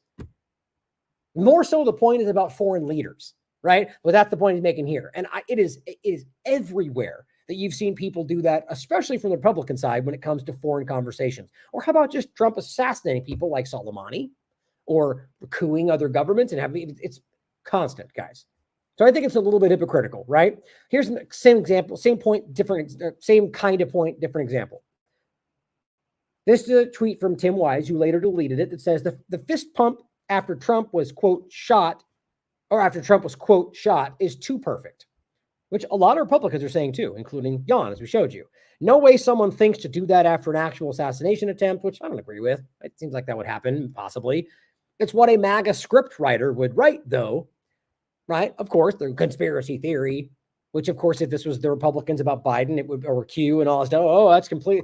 The point is, it's possible, but to present it as if it's a fact, I also think is ridiculous. Both sides do it, and deleted it, though. But here's what Robbie Starbuck had to say. I hope Trump and the families of victims shot yesterday sue the hell out of these people. If Alex Jones has to pay, make these people pay too. Talk about hypocrisy. Okay, so we spend the last however long screaming, and I agree with why what's happening to Alex is wrong. Right? Okay, and here we have somebody doing a very small, specific, one-time example of what they claim Alex did. No, I'm not even getting, you know my opinion on that. I think Alex is being persecuted, regardless of my opinions about him. But this is one person, one time tweeting one thing and deleting it versus an entire, series of conversations about a larger event, which they claim. And you want him to be paying for that? I don't think either of them should pay for anything. They have the right to say these things. But suddenly you're going to come out and take the completely hypocritical stance that should be the case, even though you just spent all this time saying that what happened. I mean, come on, guys. Even if you just want to say he's trying to make a point, which I get. It's the same thing we keep seeing from partisan people. The moment that it interests them, they go, do it to them, do it to them. And we should call it out and say gross. Or question whether these people are really in the interest of truth. I just want to include this. Here's Alex Jones on top of the video we showed you the other day where he's saying the deep state tried, killed him, which again, that's opinion framed as fact, and saying that our God's better than their God. That's why we won. It just doesn't, I just don't even, this is getting kind of eerie for me with the way these things are going, with these religious overlaps. Somebody was just saying one of the recent shows, they're just like praying the whole time. I'm a Christian and I find this to be weird. But here's a new video from the 15th that says deep state may use tactical nukes to kill Trump. Then dash Elon Musk, Alex Jones, Tucker Carlson, and Joe Rogan to be next. Love how he's talking about himself. I mean, come on. So now here's how we're supposed to read this. Rogan, Tucker, Alex, and Elon are this. What's the next word from trifecta? A group of four people, four horsemen of the apocalypse, who are like the leading group that are somehow now tied in with Trump and some kind of leading assassin. How do you even take that? Talk about hubris. Very humble. Like you four are somehow this. Why would they go after you four? What's the connection? Because you're Republicans? because you're leaders in this movement. I mean, come on, this whole thing feels wrong. Very wrong. Whitney Webb highlights, and this is the same kind of vein of conversation as William Wheelwright says, replace the entire Secret Service with Eric Prince private security, right? Because they're the good guys, right? Many millions of young men will report tomorrow morning for initial training. Really? Academy? Contract killer? I mean, come on. You know how many things they're involved with that are overtly, I mean, it's crazy, guys. The mindset of these people, as long as it leans in our right direction, Republican, then it's all good, bad, evil, good. It's just this binary way of thinking. Whitney Webb says, make Blackwater great again. The 6,000 plus people who like this tweet must have the memory of a goldfish and forget that Blackwater acted as an unaccountable CIA death squad during the so-called War on Terror, known as the War of Terror. And then Elon Musk comes in, and we'll get into the Trump-Vance part of this, and says, Trump-Vance resounds with victory. All right. You know, not to mention that Vance apparently hates Donald Trump, pushed mask and vaccine mandates despite saying different later. Wildly pro-Israel, actively. I mean, all these things. But, you know, yay, victory, because all we care about is the Republican Party, apparently. Well, let's talk about that. Here's J.D. Vance telling you he's a never Trumper. Well, make sense of this for me, huh? J.D. Vance, in his own words. I'm a never Trump guy. I never liked him. As somebody who doesn't like Trump, I might have to hold my nose and vote for Hillary Clinton. I didn't vote for Trump because I can't stomach Trump. I think that he's noxious, him being really outrageous and offensive. On Twitter, Vance called Trump, quote, reprehensible, an idiot, and Vance loves Mitt Romney. I'm a never Trump guy. That's the real J.D. Vance. Now, that's made by what Cheap Trumpster has showed, right? He's the one that posted it. But it's what he said. Now, obviously, most of those videos are older. You can see he's a little chubbier and so on. But that just changes all of a sudden because you have a political opening? Yeah. Because maybe he's making all that up in the first place for his political benefit then, and he's just saying this now for the same political benefit. Who knows what they actually think? They lie about whatever. They lie about everything. Maybe they don't even have real opinions. They're just automatons that say what you need to hear so you can vote for them. It's crazy that people overlook this stuff. Not everybody, though. See, Syrian girls sharing this, cheap Trumpster. These are cheap Trumpster. These are people that are Republicans or whatever conservative that are clearly at least leaning in Trump's direction, but calling this out. Usually the way these things take shape is that it's kind of like either Trump somehow doesn't see it, right? Or it's like it's the deep state trying to manipulate him, or, you know, but they never can acknowledge. Same with like Twitter. Oh, Yakarina must have done it. And Elon didn't see. And it's like, where's that even coming from? You're just making that up to fit what you want to be the reality? How about you? It's obvious that he's involved with all this stuff. The point is that you can't pretend like this is not something that involves Trump. But they kind of tend to do that. Afsharin Ratansi, excuse me, of Going Underground, says Donald Trump's vice president pick, J.D. Vance, pledged, like all of them, literally almost everybody, maybe save for Jill Stein, have openly pledged, in regard to people that are acknowledged, essentially, has J.D. Vance pledged to be a, quote, strong advocate for Israel in the Senate. You know, while committing genocide. We got your back. Red or blue, he points out, no matter who, Israel is the winner in every U.S. election, 100%. That's what we need to start acknowledging. Here he is simply saying, I got to be honest with you. I don't really care what happens to Ukraine either way, which is interesting because a lot of people that are even highlighting him as a bad example of what we want are saying, see, he doesn't even want to support Ukraine. It's like, well, good. I would hope so. I hope not. But in my point here is that it doesn't even seem, it's like, I don't care. I am care. These people are manipulators, guys. Here he is, in case you care about this more than anything else, in January 14th, 2022, mind you, well into this. In 2020, I was proving to you that masks were hurting people, if not, you know, especially not statistically significant in reducing transmission, which is still the easily provable fact. You don't matter. Check out our earlier work. I'm saying this well ahead of this conversation. American hospitals are overwhelmed, he said in 2022. It's time to take this seriously, which, by the way, that also was not even true. He says, at the start, let's fire thousands of nurses who refuse to get the vaccine. That will help. This is who you want as your vice president, guys. Think about this. Here's the other one.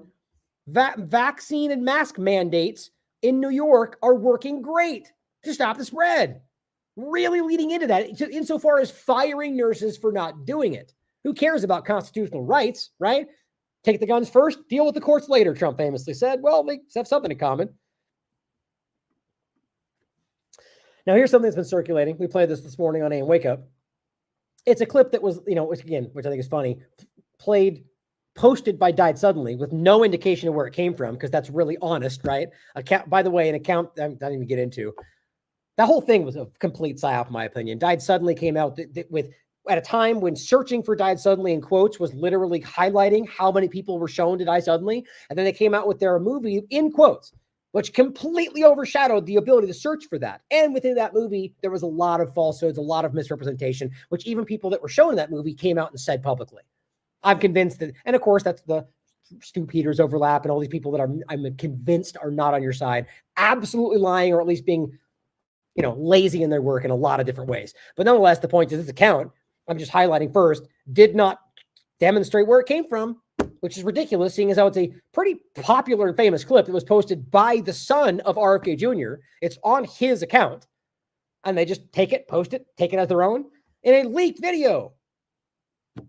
Okay, does it say that you got it from his son anywhere in there? That's great integrity, guys. Have to call that out. Point is, it's a video of Donald Trump speaking with RFK that apparently just happened. And in it, RFK talks to him about vaccines, and Trump seems to, the point is he seems to kind of push back on the shots being too large for infants, but still endorses this concept. But at the end of the day, how do you say this while allowing, if not pushing, Operation Warp Speed? It just seems ridiculous to me that people buy into any of these people. Whitney Webb says, the efforts to rebrand Papa Warp Speed, Trump, as a vaccine skeptic rise to a new level. His VP pick invests in gene therapy, that's Vance, and biotech companies. You guys are being played so hard. Of course they are. And the people like Died Suddenly accounts and the rest of them, guys, they don't care. They're pushing whatever gets them attention, in my opinion. Here's Gareth Ike highlighting what Whitney said in regard to another point about the VP. She says, with Trump's VP pick being a protege of Peter Thiel, which he is, you can kiss critical reporting from alt media on his campaign goodbye, since Thiel funds most of the big names through Rumble and other aspects. He says, not that there was really any to begin with. Well, she says, Peter Thiel has been working with U.S. intelligence for decades, overlapping with Elon Musk, to privatize many of his worst projects and ops. Companies he co-founded, and funds are at the heart of the surveillance police state war on domestic terror to come. Why won't more and alt media expose him? Exactly. And Gareth Ike highlights this and says, and his wife received a Bill Gates sponsored scholarship and then served on Bill Gates scholarship committee. All these things that Republicans would freak about in regard to Biden or anybody else. How much you want to bet they ignore it? Not conservatives. There's going to be a lot of conservatives, but the party-leaning Republicans and the big names she's highlighting that are being funded heavily through Rumble and other platforms. And that's not even necessarily say that Rumble is the thing, but I the only thing I say it like that is to be objective. My gut tells me there's something off about it, but I can't prove any of that. And we're getting lots of reach through it these days. My point is, I don't see why Rumble's different than YouTube. It has all the same choke points and all the same overlap. I just don't get it. And that, to me, says more than anything else. But David Ike follows up and says, globalist Peter Thiel's business partner, J.D. Vance, is Trump's running mate. What a few days for Trump. The shooting, financial and promotional support from Elon Musk and other billionaires, I'll show you in a second. The dropping of criminal charges over classified documents today, the Republican nomination convention, 2 days after the shooting, at which he made J.D. Vance his potential vice president. Vance is the business associate of Peter Thiel, who serves on the steering committee of the globalist Bilderberg Group. All these big points, and is the founder of Palantir, which provides surveillance and other tech for the Pentagon and intelligence networks. Thiel and Vance also invest in Rumble and fund the Roman Catholic Hallow Prayer app promoted by people like Russell Brand. Thiel was on Trump's transition team after he won an election in 2016. Quite an anti-globalist, anti-deep state lineup then, obviously being facetious about that. I mean, it's the same as last time.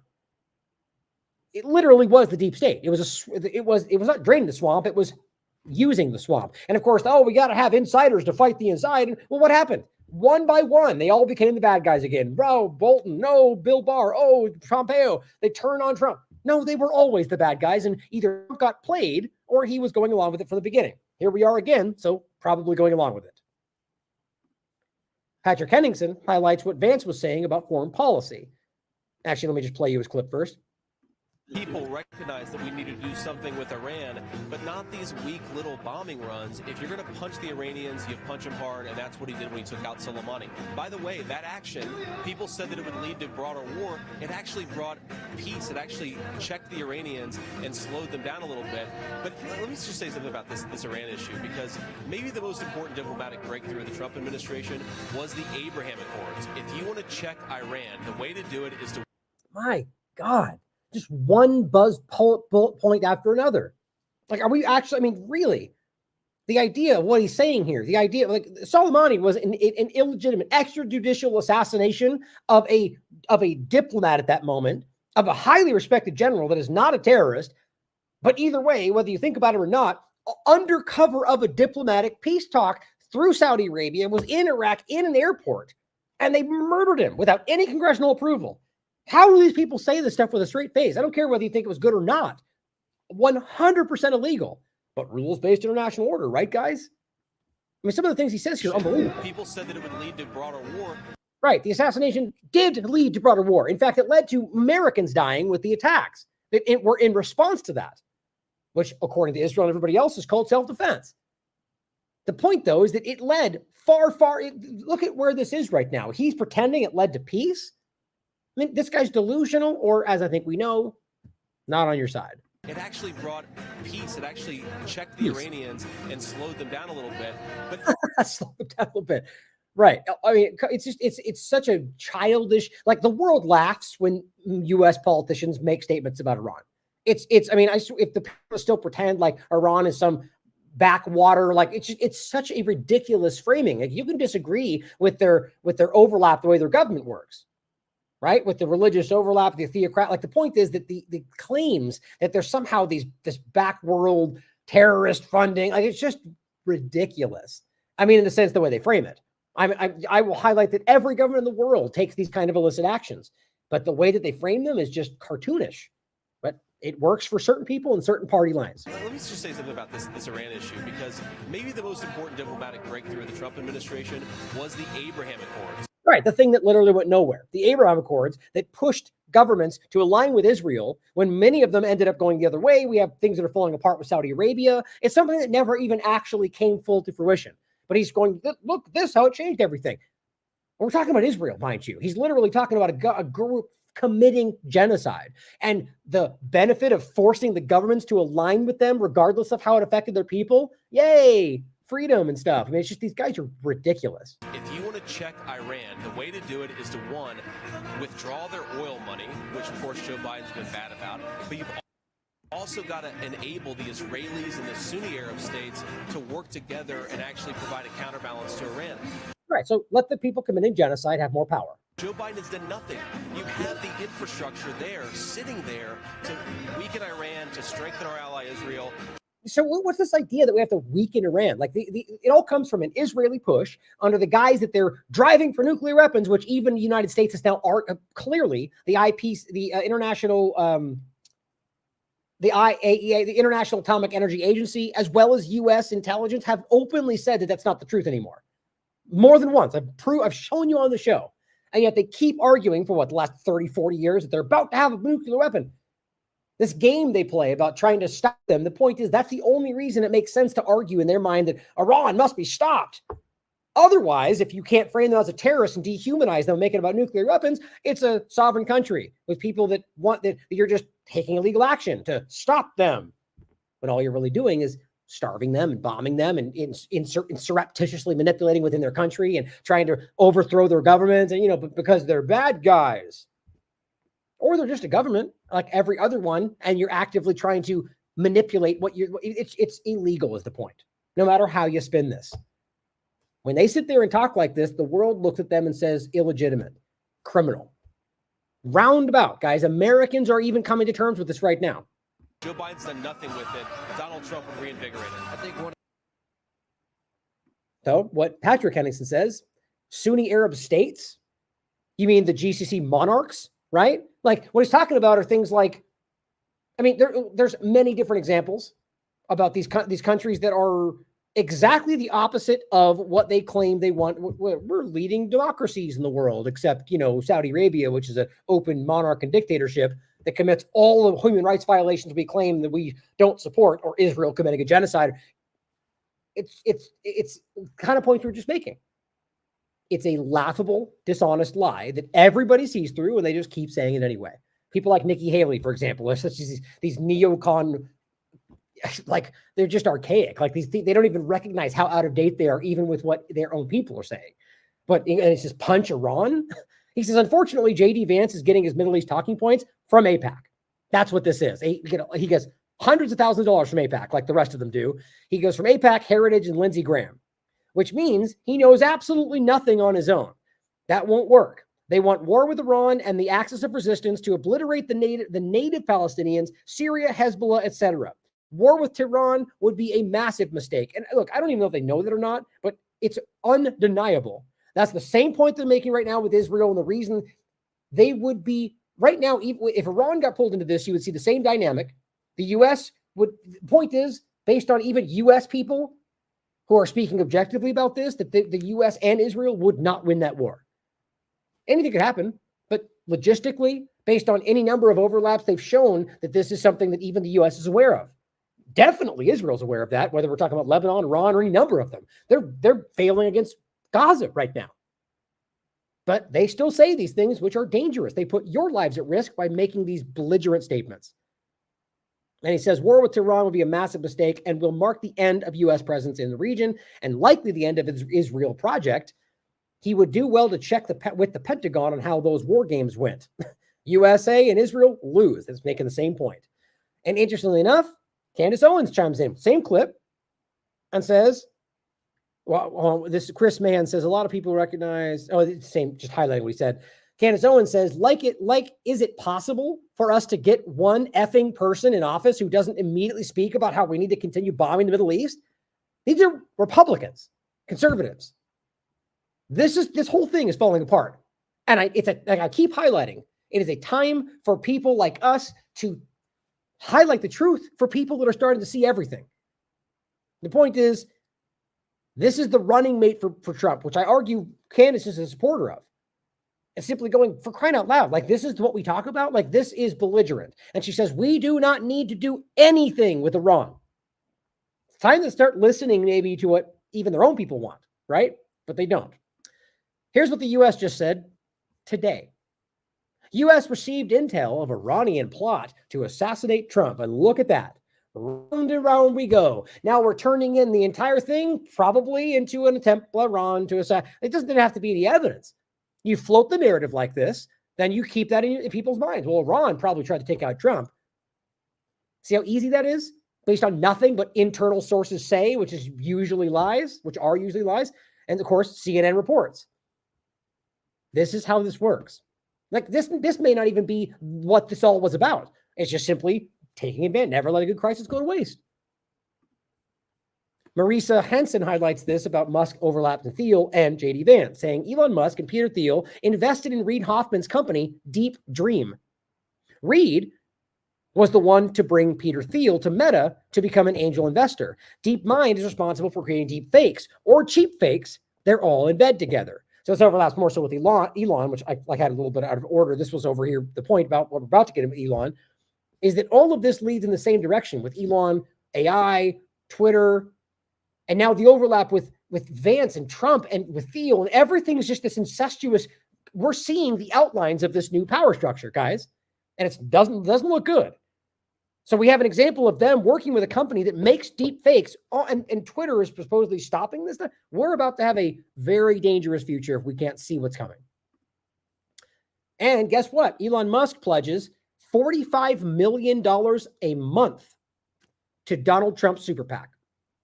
Think about that. So Elon's apparently funding the new presidency. So who's actually in charge here? Who's actually controlling things? I'm not even suggesting Elon. My point is, I think this is much more complicated than a lot of the normies pretend it is. I think that's obvious. For crying out loud, guys. I mean, this is just a little bit disconcerting, to be honest, with everything we're highlighting. And this gets even worse. Check this out. This is Orwell shared this with me. This is a post on Twitter from XAI. XAI. And this is an image for the podcast of Elon Musk plugging in cords in the server bank, saying, "Come help XAI route photons as the elite fiber tech in Memphis." Interesting. Well, what is XAI? XAI, as Grok reports, is a DARPA explainable AI program, a DARPA program. Great. That was launched to create a suite of machine learning techniques that produce more explainable models while maintaining high levels of learning performance. So in other words, machine learning that is learning from you as you engage with Twitter is how I would read that, right? Machine learning that can also produce more explainable models while maintaining high levels of learning performance. We're being used to train something much bigger. That's what I keep talking about. It says the goal was to generate a portfolio of methods that would give future developers a range of design options that cover the performance versus explainability trade space. The program aimed to enable end users to better understand, trust, and manage artificially intelligent systems. Here's a study that she shared with me from 2021 that says DARPA's Explainable AI, or XAI, program. Here's what it reads. Defense Advanced Research Projects Agency, DARPA, which Whitney covered a lot for TLAV around the COVID-19 timeframe, about the injectable nano platforms and the nanotechnology and all the different things that were like the basis for what I think ended up going on. All these DARPA overlaps. I mean, even the DARPA direct connections with these to Trump's administration. All these overlaps. HHS, Moncef Slaoui, and the programs in the military Operation Warp Speed. There's a whole, and even like the, what's it called? I had the great interview with Destiny. Shoot. I'm forgetting her. Damn it. Anyway, we had a great interview. Let me see if I can grab it real quick. Resendez. Here it is. I'll include that for you guys as that loads. But so we talked about this idea of I think it was what's it called? Restrict. I'm just blanking on the stuff. Your minds, we get to such different topics. Resilience, the resilience program. And this is her research. She did an amazing job breaking this all down. And the whole point was exactly the same conversation, like this complete DoD overlap and the as I titled it, the military intelligence hidden hand driving the COVID-19 injections. Right. So bringing this back, the overlap to the military aspect. This is a DARPA formulated the Explainable Artificial Intelligence, or XAI, program in 2015. So explain for me why now it's being presented as some new Elon Musk overlap. And it says, with the goal to enable end users to better understand, trust, and effectively manage artificial intelligence systems, exactly like we just saw.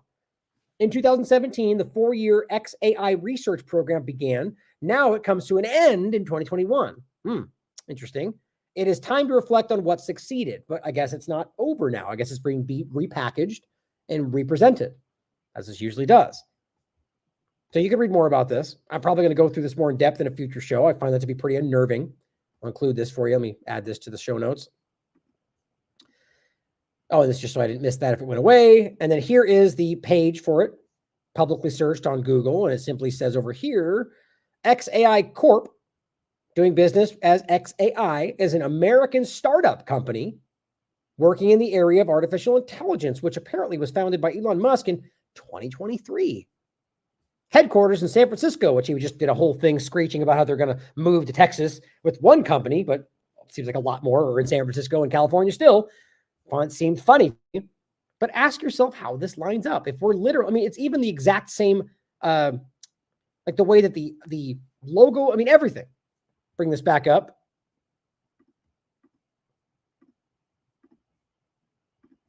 Just trying to reopen the pages for you. Hold on. I didn't mean to, forgot I was going to look at them again.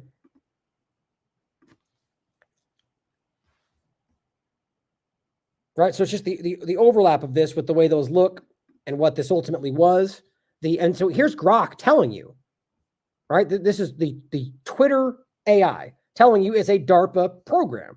So what worries me is that if this is a DARPA program that supposedly ended in 2021, how is it now founded in 2023 by Elon Musk? Is Musk just some kind of front for what's actually going on? You guys decide for yourselves. I find this to be a little unnerving. Here's now the current front-facing, website. It just says Grok in the background. Sign in with Twitter. I think we're being used. I think we're being used to train this, guys. I really do. You guys can decide for yourself. Now, to finish reasonably quickly, since we're already past 3 hours, I just wanted to highlight some of the stuff still going on. And we're definitely going to have more shows, if not tomorrow, whenever the next show is, very soon, highlighting what's continuing to happen in Israel, guys, rather occupied Palestine. We cannot stop paying attention to what's going on. Every moment, this becomes a more historical genocide. It's unbelievable this is still even happening. So while what's going on over Trump completely took all the oxygen out of the room, which may very well be one of the reasons this is happening. Like, look, I mean, again, broadening it out into other possibilities, look at what just happened with this. Do you not see an obvious motive for somebody like Israel to do what they just did, to completely derail anybody's focus? Like, everybody's talking about something else. Even we just covered that. Having an end part of the show to cover all the genocide going on. Think about that. Just one of the many possibilities. Now, Gaza notifications highlights on the 15th, Israel killed 320 people in the last 48 hours. Think about that spike between the 14th and the 15th. When this was going on, 320 in the last 48 hours.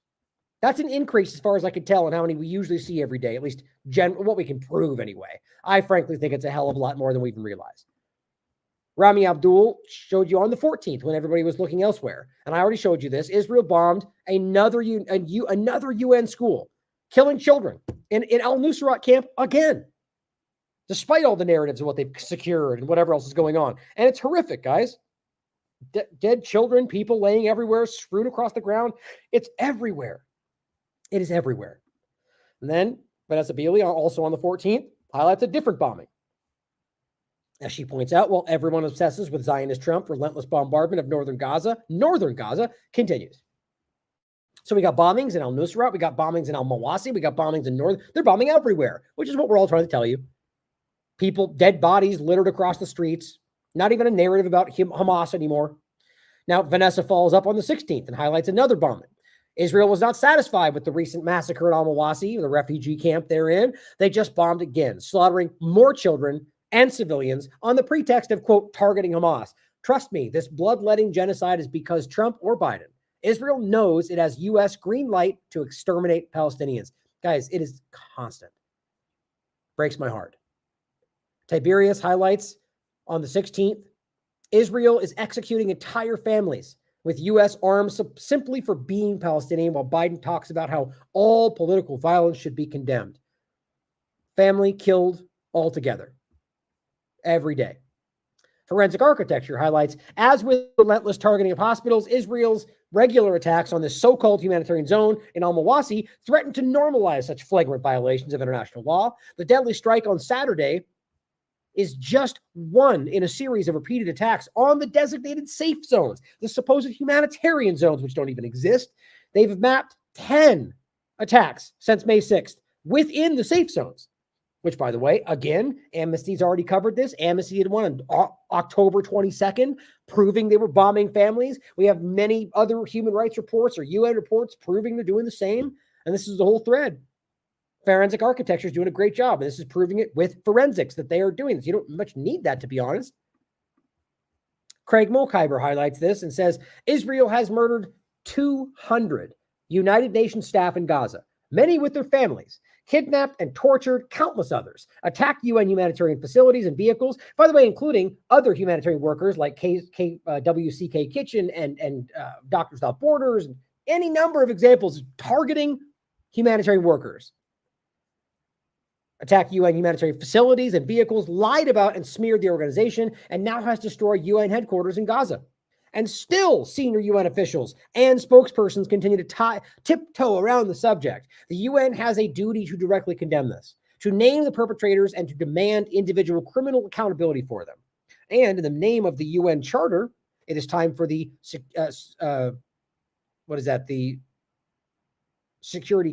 SG, and senior leaders to speak out against Israeli apartheid, settler colonialism, and genocide without fear. Secretary General. I was thinking Security Council, but no, Secretary General. I agree with him. Cuts News Network highlights this video, which is very easy to see. As there's, I mean, this is the weirdest part about this, that this is just, they're smiling, posting this on TikTok and Instagram, laughing about it. There's even like these disgusting, as many of us have shown, these Telegram snuff channels where they play stuff that will give you nightmares if you have any soul, any heart, if you're compassionate at all. Horrifying pictures of dead children and then all of them laughing and sharing emojis and sharing. It's disgusting. Many of these have been shown. The one that got highlighted early was directly from the IDF. These are provable facts. Here's another example of one example of this. Quds News Network highlights the footage that was posted by an Israeli soldier that was posted themselves, documenting how they were laughing and amused by shooting random mortar fire on Palestinian civilians who just happened to be on the beach. This is their life. By the way, again, posted by them. You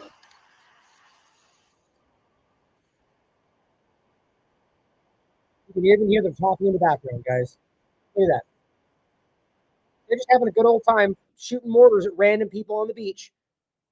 That's the life they're living. As we scream about how it's Matt Miller tries to tell you they're investigating and we're looking into it. The issue's been raised. They swore they didn't do it.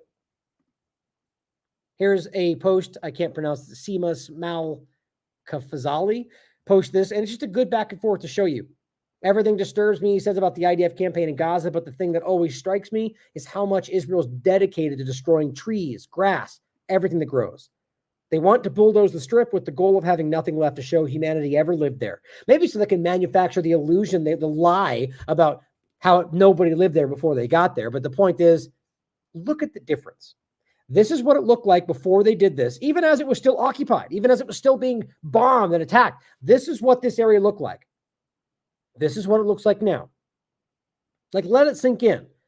Are we really going to pretend that the trees and were there Hamas tunnels under the trees? I mean, this is destruction. This is erasing Palestinians, ethnic cleansing. There's just no disregarding that. On top of that, as Sarah points out, they're also bombing Syria. Again, on the 13th. Israel's bombing Syria's Damascus in the middle of the night. Why? Because they've been doing it for long before October 7th, and nobody cared then. They just do it, whatever they want to do, distract over here, bomb. Who knows what their intent is? It's illegal is the point, no matter what their narrative is. Dan Cohen highlights what the Knesset is saying. He said this. They say literally, revenge is a value for us as a country and for us as an army. And this is not even a secret. 972's covered this. You've even seen Israeli politicians point this out. Haaretz made a whole article about this, that people are acting in revenge. And that's why you're seeing these videos posted on TikTok. And many of them are being allowed to because they think that's their outlet. So it shows you with impunity. They think they can get away with this from the highest levels. And he says, incredible that this doesn't get more engagement. Videos of Israeli officials openly stating their motives, which is revenge for genocide, has become so commonplace that a clip like this is just considered ordinary, falls in the background. It's disgusting. And if you want to know what they're doing, Euromed Human Rights Group has broken this down in a 7-part thread showing you what they're doing. And all this has been proven by sourced material, by people that were abused by what they're doing, by IDF officials who have whistleblown about this. One of them, which is really horrible, I can't even understand how this is human. This is the kind of thing that we've talked about in history, about some of the most grotesque acts that sit with you forever, that you just go, how is that possible? Dogs as a tool of torture and intimidation. And when they get into this, it's not just biting, guys. We're talking about physical, sexual, and psychological assaults by dogs on Palestinians. Many, many people, this was highlighted by human rights groups, have been raped by dogs that were trained to do this in prisons by Israeli soldiers. I know that sounds ridiculous, but this has been verified. This is absolutely grotesque. Raping prisoners and detainees, and it includes dogs, is the point. And they make that very clear. Attacking and humiliating them with these dogs. Attacking civilians who did not comply with forced orders. Storming hospitals and terrorizing staff and displaced persons to force them to evacuate. Forcing prisoners and detainees to mimic the sounds of dogs and animals. Number 6, forcing prisoners and detainees to sleep on dog droppings. This is all very easy to prove. And what's worse is I know they know this. People like Matt Miller, they just don't care. And just in case you cared to see the overlap, These are pictures from Guantanamo Bay. And let's not forget who trained them to do this. You'll find it striking, the overlaps to what we're seeing right now. To the kind of stuff they did, what they're doing to people they arrest. There's a reason this stuff looks far too eerily similar. You can look through it for yourself. It's rough. The worst parts are the ones where you see them laughing and smiling, which became famous, right, for torturing people. You know why? A lot of them were, trained is even the wrong word for the military, broken down, psychologically manipulated into believing these people weren't human. Whether or not you think they carried out terrorist attacks, but the point is that they are dehumanized to the point to where even if they're a terrorist, if they weren't dehumanized, you would feel some kind of level of feeling wrong about it. Because aren't they supposed to be the ones that are spreading democracy and rules-based law and order? You don't just go, well, they did it, so we can, which is what I always show you they actually are. Even if you agree with it, what you have to acknowledge is that means just as bad as they are. Willing to do the same and violate what they claim is sacred. Here's an example. This person posted this to his own account. Military rabbi Pinchas Binton from Alexandroni Brigade. Eunice Terrelli's been breaking. They've been using his work in the ICJ and the ICC because he's been proving this stuff, and he can. He has all the material showing. Guys, they posted to their own accounts. He says here in Ramal, inside ruined Gaza, there's nothing left of it. This is what the war is about. He says this is what we're fighting for. Point right there, pointing to that. This is what we want. The third temple. There's American soldiers with that third temple patch. These are people acting, he's a rabbi acting on prophecy. You know what that prophecy dictates? The destruction of Gaza. But let's pretend like it's just about going after certain people, right? Here's an example proving that's not the case. Showing you an Israeli soldier on the pulpit holding a Quran. They're in a mosque, and you can see explosives planted on the walls behind them. So, as Scott Ritter pointed out, if they're in the building, they already know that it's secure. They know it's secure, which means they're blowing it up because they're blowing it up, not under some guise of going after Hamas. You understand? So that is a provable war crime, no matter what you think. Now, warfare analysis highlights a settler from central Israel spent the last month, this is Israeli media, mind you, breaking into dozens of homes in the West Bank. According to a source, he stayed in the houses, ate their food, cooked their food, drank their alcohol, and after a few days, moved to the next house. Did it all over again. Of course, the IDF doesn't care. Police don't care. And it says not before emptying it all of jewelry, credit cards, other valuable items. It's a free-for-all, guys. And it's always been like this to a degree, but post-October 7th, they gave them official status. These illegal, rampant settlers are raping and pillaging and stealing. I mean, it's been covered by corporate media. Even, as we said, Biden was about to sanction them until Smotrich said something and they pulled back. This is what's happening. So it's not just Gaza. This is a war on Palestine. And these people are it shows you that it's always been like this for these people. They don't care about their right. They don't have any, whether it's in West Bank or Gaza or anywhere else. Expat Vibes highlights this video. Jewish settlers say they conquer Arab countries to create greater Israel because God promised it to them. I'm going to play this in a later show. The point is that this is a very candid interview, which there's a lot of them, where they're openly telling you what they're trying to accomplish. AP highlights that far-right extreme groups in Israel that are blocking aid, even though they pretend it's not happening, and supported by the IDF, guess what? They're getting tax-deductible donations from the U.S. and Israel. Totally don't support it, though, right? Tax-deductible donations. As they're literally blocking aid, which, by the way, should invalidate even a government from getting aid from the United States. Who cares, though, right? On top of that, we have in Israel Parliament, in their Knesset, they're putting forward a bill openly calling for the closure permanently of every single border crossing. But yeah, Elon Levy keep telling us about how you're pushing aid through. These people are trying to close them publicly, indefinitely. How then are they supposed? I mean, this is the final step, in my opinion, to the famine that's already there, which is verifiably so. Zachary Foster highlights about the apartheid. If you live in Jewish West Jerusalem, your water runs 24 hours a day, 7 days a week.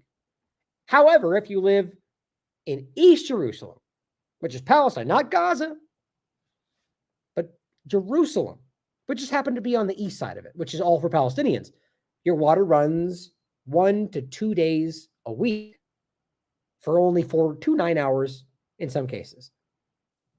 You don't see how obvious that is?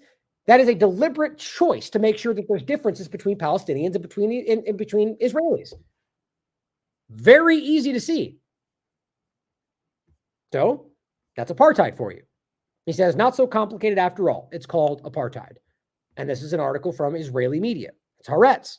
Tens of thousands of Arabs live in Jerusalem without running water. It will become a second Gaza, which is how that happened, in fact. It's very simple to see if you're honest about it. Dan Cohen highlights a very interesting overlap. I'm not sure what keeps clicking, by the way. Sounds like one of these platforms.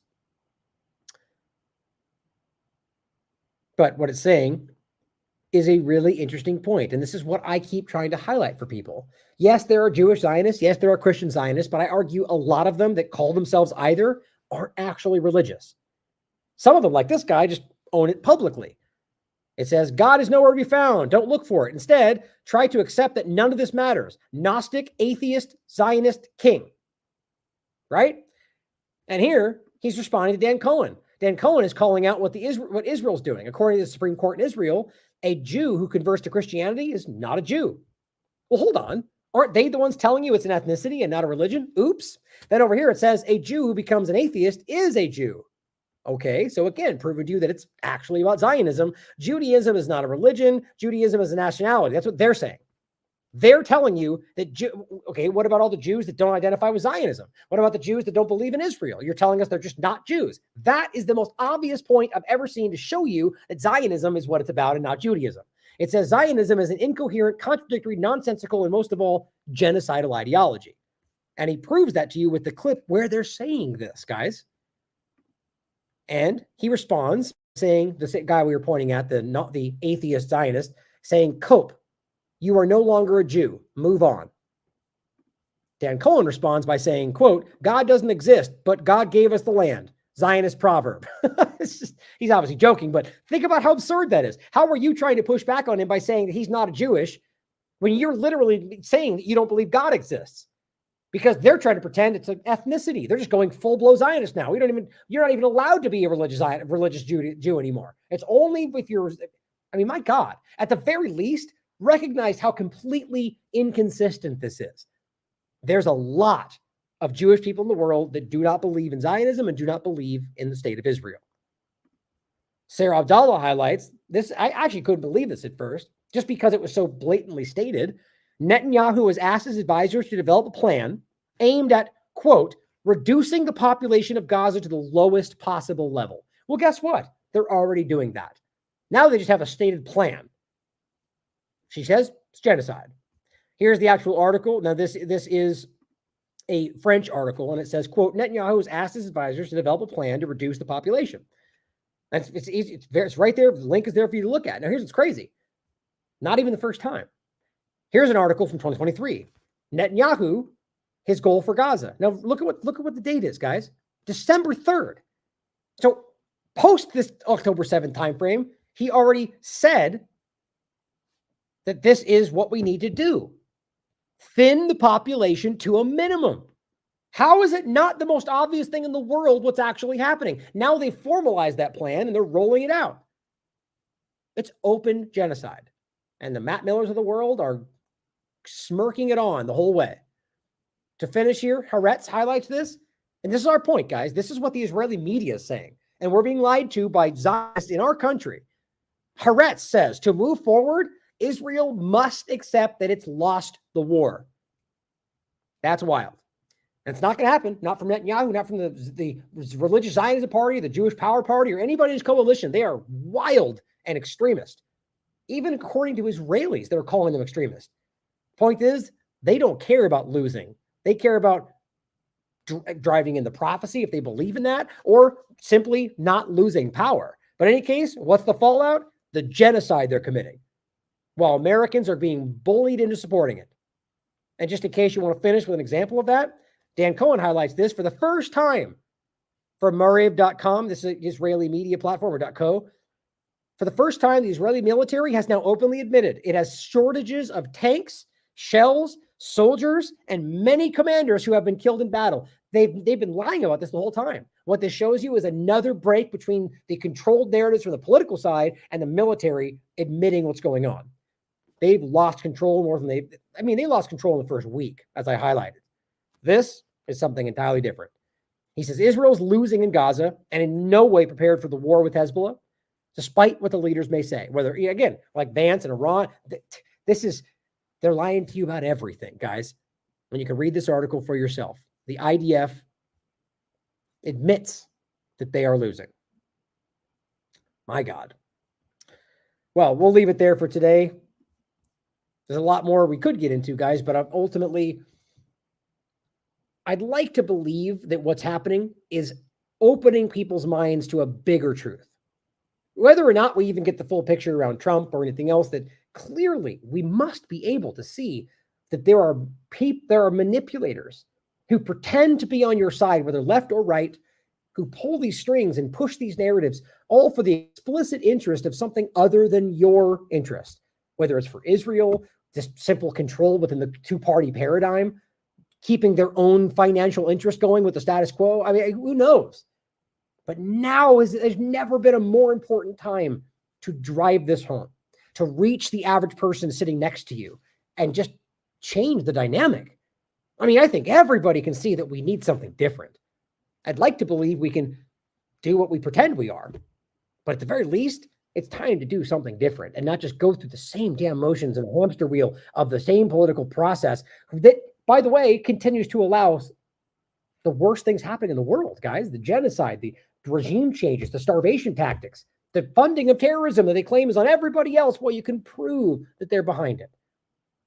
Hoping people are starting to wake up. I mean, look, I know they're waking up. I know that you're waking up. It's time to try to broaden that out to other people that may not be, but also stand back and recognize that you're the majority. I know it. I can see it. The evidence is there. And it's not with every topic, and it's not always on the same page, but the majority sees that we're being deceived. And they may hope that Trump can fix it or Biden's the guy, but we see it. There's solidarity there. We can see that together. So let's use it.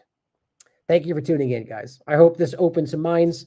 If you want to support this platform, there is lots of links down below for you guys to support this. I mean, we are under attack, both financial attack, lawfare, lawsuits, censorship. I mean, if you're new to this platform, guys, it'll blow your mind.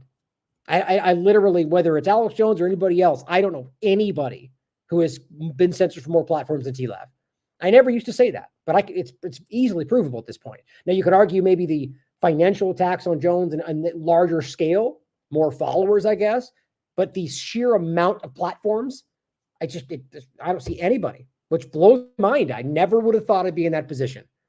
I know that I believe in what I'm doing. I know that I do what I think is right, that I strive to be objective. I know that. And I can sleep well at night because of that. But there are people out there that would love to frame it otherwise. So your support means everything to me. Thank you for being here. As always, question everything. Come to your own conclusions. Stay vigilant.